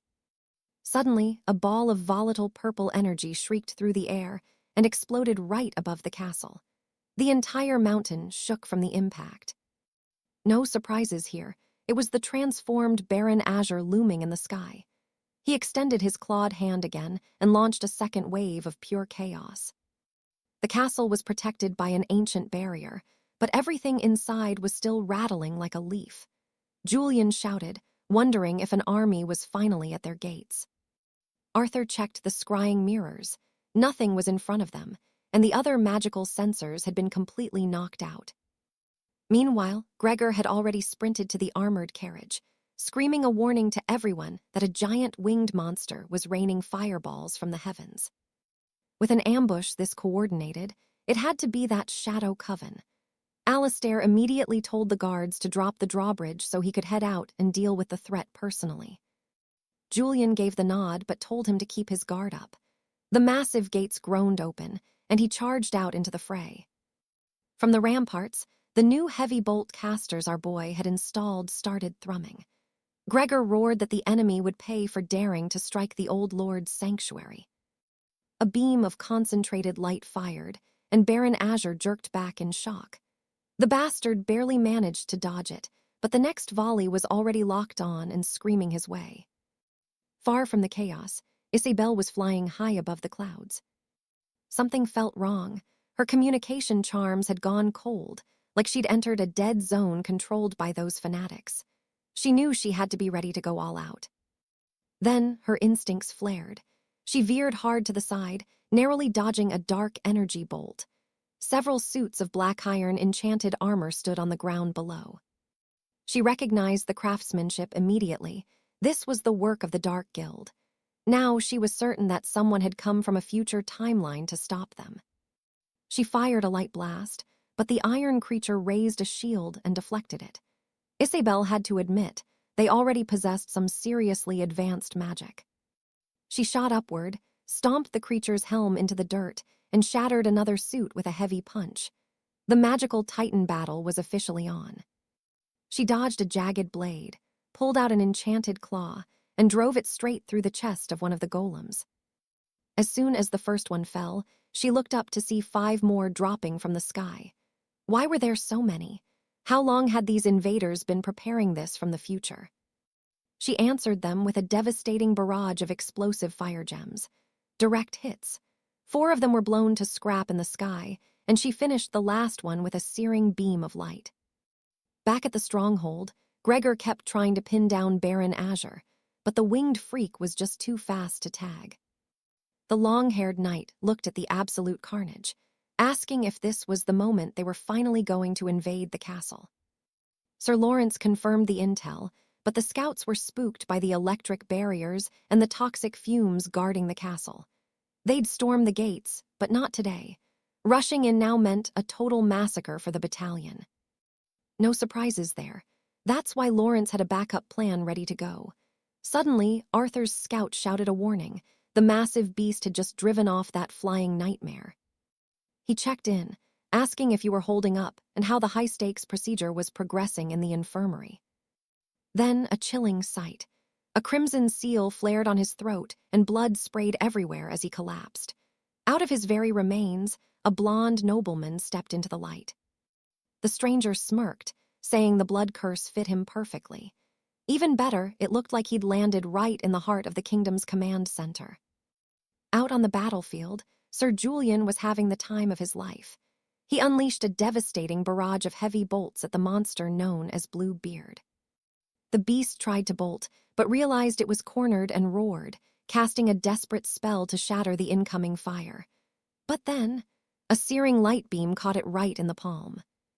The sky lit up and the creature hit the dirt like absolute garbage. Julian was hyped. The war machine's attack sequences were pure, legendary perfection. He closed the distance.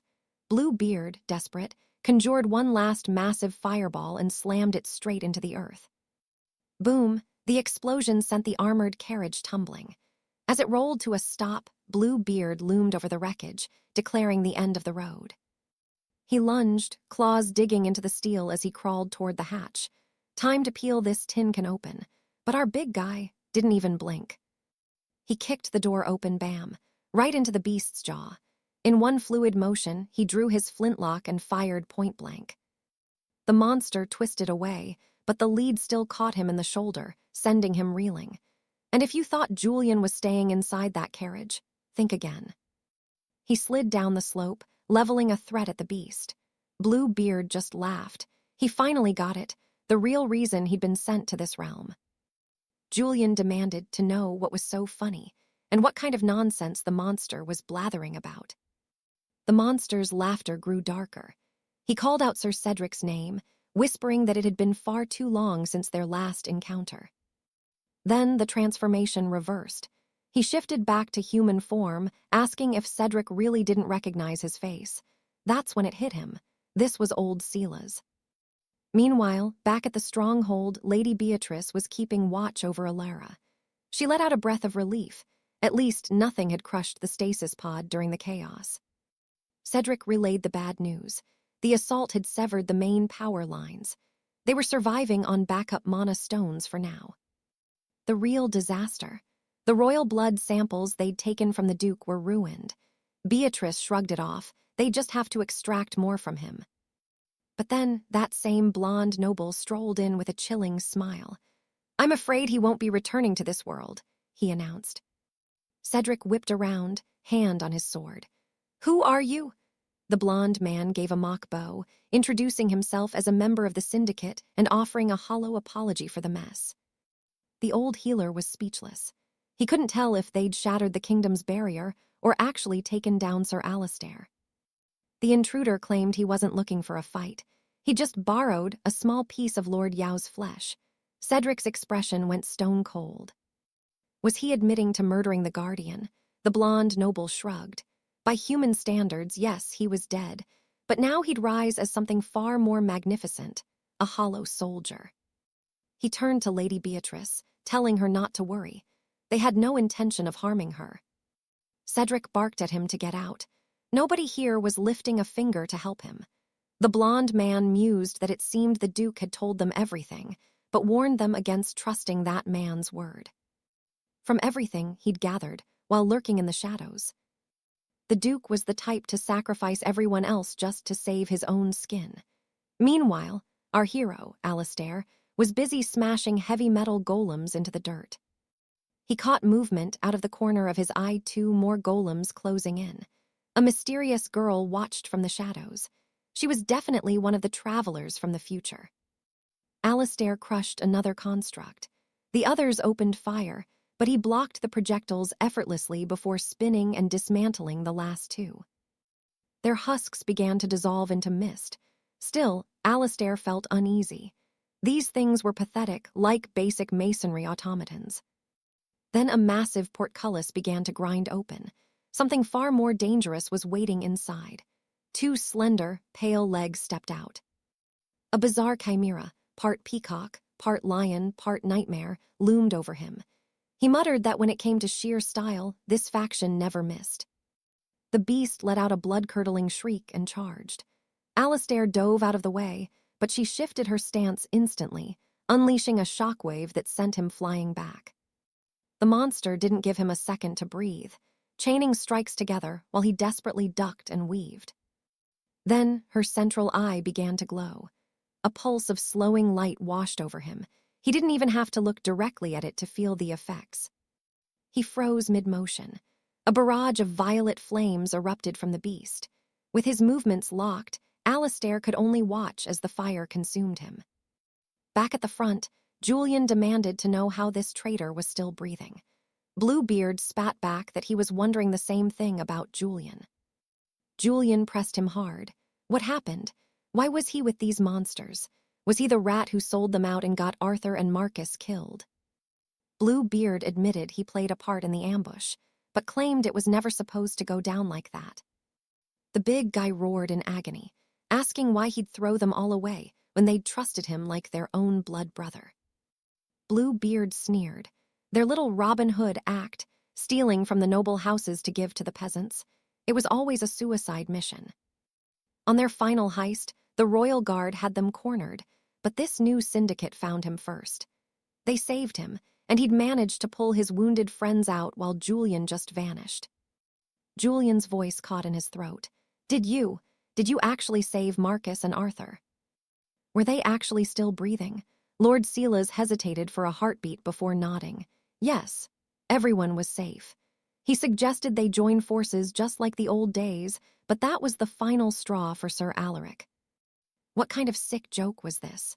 Alaric already knew the truth.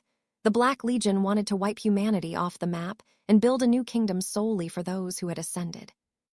In that moment, he was certain Silas had turned into a monster, and he'd likely forced that same dark transformation on their two oldest friends, Arthur and Sarah. Silas just scoffed, claiming their old lives were already over. They couldn't keep hiding in the shadows forever, living as men with no names and no legacy. They were being hunted by everyone now, but in this new order, they were gods among men, superhumans who could reshape the world. That's when Alaric's blade flashed, severing Silas's monstrous tail in one clean sweep. Alaric had hesitated for a split second, but he still drew blood. He roared the question again, demanding to know if Arthur and Sarah were truly unharmed. Silas's face twisted, his calm mask finally slipping. He spat out that Alaric was just as insufferable as he'd always been. Then he took to the skies, throwing back a chilling warning. If Alaric wouldn't talk, Silas would simply drag him to meet their friends in person. Back at the hidden sanctuary, the elder told Baron Sterling that Julian was a strange lad, but he was sure the boy had fought harder than anyone to keep young Elizabeth safe. Sterling paused, wondering how on earth they were supposed to explain any of this. Why was a little girl locked inside a stasis crystal designed to manufacture super soldiers? Then, the realization hit him like a physical blow. Julian wanted to breed high-tier mages who would follow his every whim, and the boy had been doing a damn good job of hiding his true identity as a master artificer. He stepped toward the glowing terminal and muttered under his breath. These so-called apocalypse artificers were nothing but fanatics for cursed ether, experts at carving up human bodies for sport. Captain Reed asked what the next move was. Sterling simply said he was helping the boy finish the job. With one ruthless adjustment to the code, they began twisting the girl into a mage bound by blood to the Black Legion. He tapped the final key. Just like that, with one more weapon in their arsenal, the organization grew even more terrifying. The elder cursed him, calling him absolute human filth before charging in with a heavy iron bar. But fire erupted, melting the metal mid-swing. Jasper stood tall beside the Baron, warning the old man to be careful. Playing with fire in a powder keg like this was a bad idea. The long-haired knight, Cedric, let out a dark laugh, saying he couldn't wait to meet their new recruit, especially since they shared a rather special connection. The Baron ordered him to shut down every last defense ward. Cedric grumbled that he was on it, shouting in pure rage because there was nothing left for him to burn to the ground. But then his eyes landed on Alina, slumped on the floor. Could he burn her? Nobody had specifically said they needed her breathing, after all. Sterling gave him the green light. He walked over, looming over her, telling her to make sure she screamed nice and loud once he started cooking. He seized her arm, and the entire base let out a violent shudder. The ceiling began to cave in, and through the dust, Annabelle appeared, leaving the elder completely frozen in shock. Annabelle's eyes flared with power. Honestly, it was over in a heartbeat. Before anyone could blink, she'd wiped out every soul in the room, leaving nothing but bodies hitting the cold floor. Lady Catherine thanked her, urging her to go deal with the bastards still lurking in the labs. Catherine scrambled to the terminal, desperate to undo Sterling's corruption, but the system wouldn't budge. Annabelle unleashed her power again, this time aiming it directly at the beast. Catherine watched, her jaw nearly hitting the floor in awe. Somehow, that power was stripping the strength right out of the cursed dark metal. If that was the case, she told Annabelle to keep the pressure on and slow down the mutations. Catherine suddenly remembered Julian telling her to trigger the emergency backup protocol if things ever went south. But then, out of thin air, a blue streak of energy tore right through Annabelle's back. It was that snake, Sir Mordred. He chuckled, saying it looked like he'd finally found the prize the Legion was hunting for. He launched another lethal strike, but Annabelle was too fast. She opened her mouth and let loose a massive torrent of water straight at him. He dodged with a graceful slip. The force of the impact sent Catherine's equipment flying across the stone floor in 100 pieces. Over at the enemy fortress, the creature had just engulfed Julian in flames. He threw up a shimmering barrier, grumbling about wasting way too much energy in a place like this. Time to end this fast. He extended a mechanical blowtorch from his wrist and aimed it straight at her. The creature screamed as she burned, trying to counter with her eye magic, but he was already moving. He launched 2 explosive bolts that detonated right at her feet. By the time she looked down, he was already standing right beside her. He buried a whirring chainsaw blade deep into one of her legs. She collapsed instantly, and he didn't waste a second, smashing her into the dirt. High above, the Oracle of the North watched the carnage, admitting he'd passed her test with flying colors. Our boy stood tall before the inferno as the creature was swallowed by the flames. Then he shot a cold glance upward and fired a searing beam of light at the girl. The entire roof of the base went up in a massive explosion. He looked up, thinking she was finished, but she suddenly appeared right next to him, whispering that he truly deserved the title of Master Artificer. He swung at her again, but the damn girl just teleported away. Reappearing on the far side, she sighed, saying it was a tragedy he'd never joined the Iron Circle. Julian was absolutely livid by now. He wondered why on earth he kept running into people who could blink through space like it was nothing. He lunged at her, but she simply held out a single hand. Suddenly, his mechanical armor just died.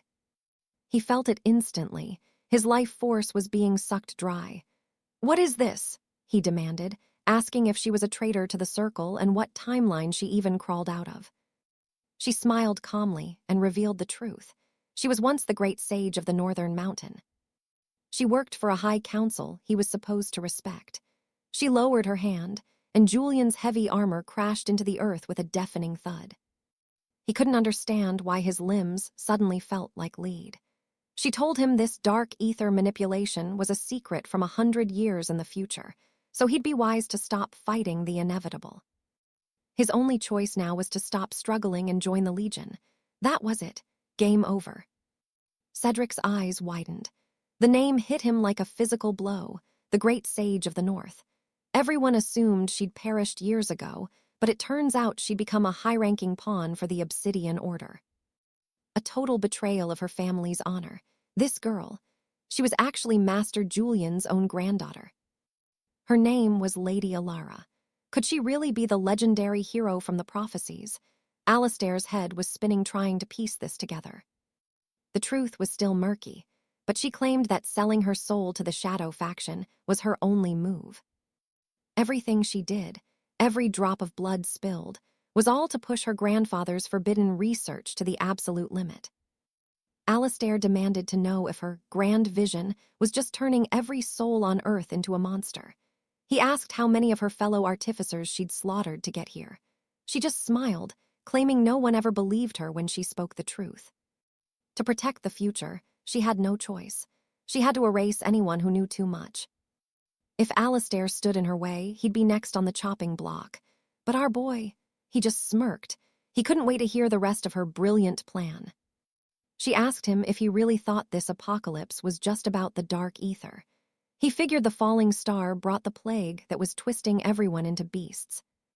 She nodded slowly. She used to believe that too. But the real truth? It's a secret so terrifying it would drive the world to madness. Alistair pressed her. What could possibly justify becoming a mass murderer? Alistair mentioned the starfall from 5 months ago. It brought the corruption that birthed the undead. But get this, a century from now, a second star is coming, and it's 10,000 times larger. The first one was just a scout, a test. The second one, that's the real executioner. Even if every kingdom united their magic and steel, they couldn't stop a radioactive mountain of that size. In the future, the war for survival had already left them defenseless. The High Council's last desperate act was building great ships to abandon the world entirely. But by a stroke of luck, she discovered the same temporal engine they used. This machine only has enough power to send back the consciousness of 2 souls. But for her, that was plenty. Alistair was livid. If everyone's going to die anyway, why turn them into monsters now? Ilara's logic was chilling. From the second that first star hit the soil, our fate was sealed. Everyone is destined to transform. She's just speeding up the process by spreading the shadow o'er herself. To save humanity, she needs to gather the strongest mages and prepare for the coming extinction. Back at the stronghold, Lady Beatrice was locked in a brutal duel with Gareth. Master Julian was buried under the ruins while Sir Thomas lay unconscious. Suddenly, Lord Valerius appeared. "Cutting it close, aren't we?" he remarked, calling their recklessness pure insanity as he checked for survivors.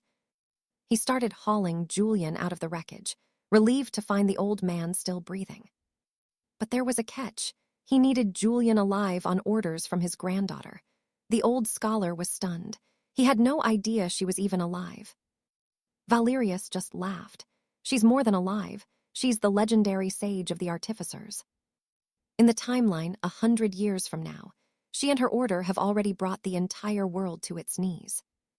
Confused, Julian asked if he meant Lady Ilara. "Wait, are they actually different people? Now I'm really confused, guys." Valerius explained she was the mastermind behind the whole syndicate, and she would have been even more terrifying if she hadn't lost her legs. Apparently, an old experiment gone wrong in Julian's lab caused an explosion that crippled her. Master Julian's son sent her far away across the sea to recover. But she never hated the old man. That truth hit Valerius hard. He told Julian he should probably go see her to clear his conscience. After all, that's why Alistair cared for Lyra so much. She looked just like her. Suddenly, he kicked Silas right in the face. He smacked his subordinate's head, telling him to snap out of it and secure both Julian and the doctor. They were retreating to base when a shadow stepped through the door. It was Lyra's father, but he'd completely turned into a beast. Valerius barked at Silas to finish them off, but the poor guy was on the ground, shaking like a leaf. Julian's old friend rose from the filth, stalking toward them. Silas threw flames, but the creature didn't even flinch. Beatrice finally woke up to see Silas protecting her once again. Valerius kicked the beast away, determined not to let anything else go wrong. The old man screamed for help. Right then, Ilara's stasis pod began to glow. Outside, Elena watched in horror as Beatrice was beaten to a pulp. Gareth taunted her. "Give up, you can't match my speed." Even the Knight Commander was out cold. The blue-bearded captain claimed he'd been taking it easy, but warned Beatrice she'd be much stronger once she transformed. Suddenly, energy erupted from his back. A brilliant green laser shot from the base, piercing the heavens. Back in the main fight, Alistair told Ilara to stop the excuses. Risking the whole world for a damn meteor. It made 0 sense. Ilara countered, "The second star is following the signal of the first. Impact is inevitable. There's nowhere to run. Every human must evolve into a creature of power to survive the blast." Alistair was speechless. What the hell was her endgame then? Step 1. Harvest the cursed essence. Step 2. Forge an army of god-tier ascended warriors. Lady 𝒂𝒐𝒏𝒆𝒅 wanted absolute control, a dark queen pulling every string. She thought 𝒆𝒕𝒂𝒍𝒚𝒑𝒔𝒆 craved that same throne, and honestly, it was a tempting offer, but he shut her down. He wasn't about to lead a ticking time bomb of a crew. No thanks. He slammed down his mana shield and braced for the fallout. As a high-ranking member of the Iron Guild, he'd never betray humanity for a monster. He let loose a searing arcane ray, but she just swatted it away like a fly. He fired off a volley of explosive files. Boom, pure chaos, but 𝒂𝒐𝒏𝒆𝒅, she just blinked out of existence. Gone. She admitted his runecraft was impressive. Recharging mana that fast, unheard of, but without that cursed essence, well. He was running on borrowed time. Her dark pressure crushed his iron golem. 𝒆𝒕𝒂𝒍𝒚𝒑𝒔𝒆 kicked his enchanted boots into high gear, desperate to break away. She lunged, her claws tearing through the air. He didn't stop, just kept soaring and raining down mana bolts while she shrouded herself in the smoke. He dove in, hitting her with a massive shockwave. Direct hit. No, 0 damage, but 𝒆𝒕𝒂𝒍𝒚𝒑𝒔𝒆 was grinning. Why? Because that blast just locked her in place. No more blinking. 𝒂𝒐𝒏𝒆𝒅 laughed it off. Did he really think a petty trick like that could actually stop her? Absolutely delusional. His arcane core was gonna melt down way before she ever broke. But he didn't care. If he could drag her into the abyss with him, that was victory enough. She asked if he'd forgotten how to stay alive, but 𝒆𝒕𝒂𝒍𝒚𝒑𝒔𝒆 just kept swinging. He wasn't looking to survive, he was looking to stay free. Why even join the Iron Guild? She mocked. His answer: because they're the only ones who actually recognize the horrors mankind creates. Those guys still believe in finding a way to save this realm. They haven't given up on humanity yet. 𝒂𝒐𝒏𝒆𝒅 pointed out his heroism was just a personal grudge against Lord Roderick. 𝒆𝒕𝒂𝒍𝒚𝒑𝒔𝒆 shrugged. One life settled, he's got a century to figure out the rest. She kept preaching about how greedy people are, but then a voice. It's ready. Both of them froze mid-breath. Little 𝒆𝒕𝒂𝒍𝒚𝒑𝒔𝒆 descended from the sky, drifting on shimmering butterfly wings. 𝒆𝒕𝒂𝒍𝒚𝒑𝒔𝒆's heart stopped. What happened? How did you become this? 𝒂𝒐𝒏𝒆𝒅 scoffed. Talk about irony. The man preaches against power, yet he created a mythical being himself. 𝒆𝒕𝒂𝒆 slammed her palms together. Suddenly, violet mana erupted from 𝒂𝒐𝒏𝒆𝒅, spiraling toward the young girl like a hungry vortex. 𝒆𝒕𝒂𝒍𝒚𝒑𝒔𝒆 watched as the cursed essence literally dissolved. 𝒂𝒐𝒏𝒆𝒅 hit the dirt, staring at her empty hands in pure shock. This is impossible. How was she eating that dark mana? 𝒆𝒕𝒂𝒆 explained it simply. She can purge the rot from any hollow one, draining their energy dry. She could save everyone. 𝒆𝒕𝒂𝒆𝒅 was speechless, but he could see the toll it was taking. She looked fragile, like she was breaking. The girl just smiled. She knew her time was up. Change or no change, this was always how her story was meant to end. Then she said it. She knew she'd find 𝒆𝒕𝒂𝒆𝒅 in the future. He was baffled. Can you read minds now? She just shook her head. I can finally see the truth. 𝒆𝒕𝒂𝒆𝒅 had traveled back through time, just to give everyone a fighting chance. He believed that with enough hope and a little push, people could be better. Her father's words, and now her own truth. They could survive if they stood together. That's why she was taking it all, every single drop of cursed essence left in the kingdom. She was going to ascend beyond the stars, dragging that doom-bringing comet away into the great void. She told 𝒆𝒕𝒂𝒆𝒅 to stay strong. The future was his now. He reached out, screaming her name, but she was already gone into the light. And that's where we'll leave it. Make sure to ring that bell so you don't miss the next chapter. See you next time. Right here on 𝒕𝒐𝒏𝒆𝒅.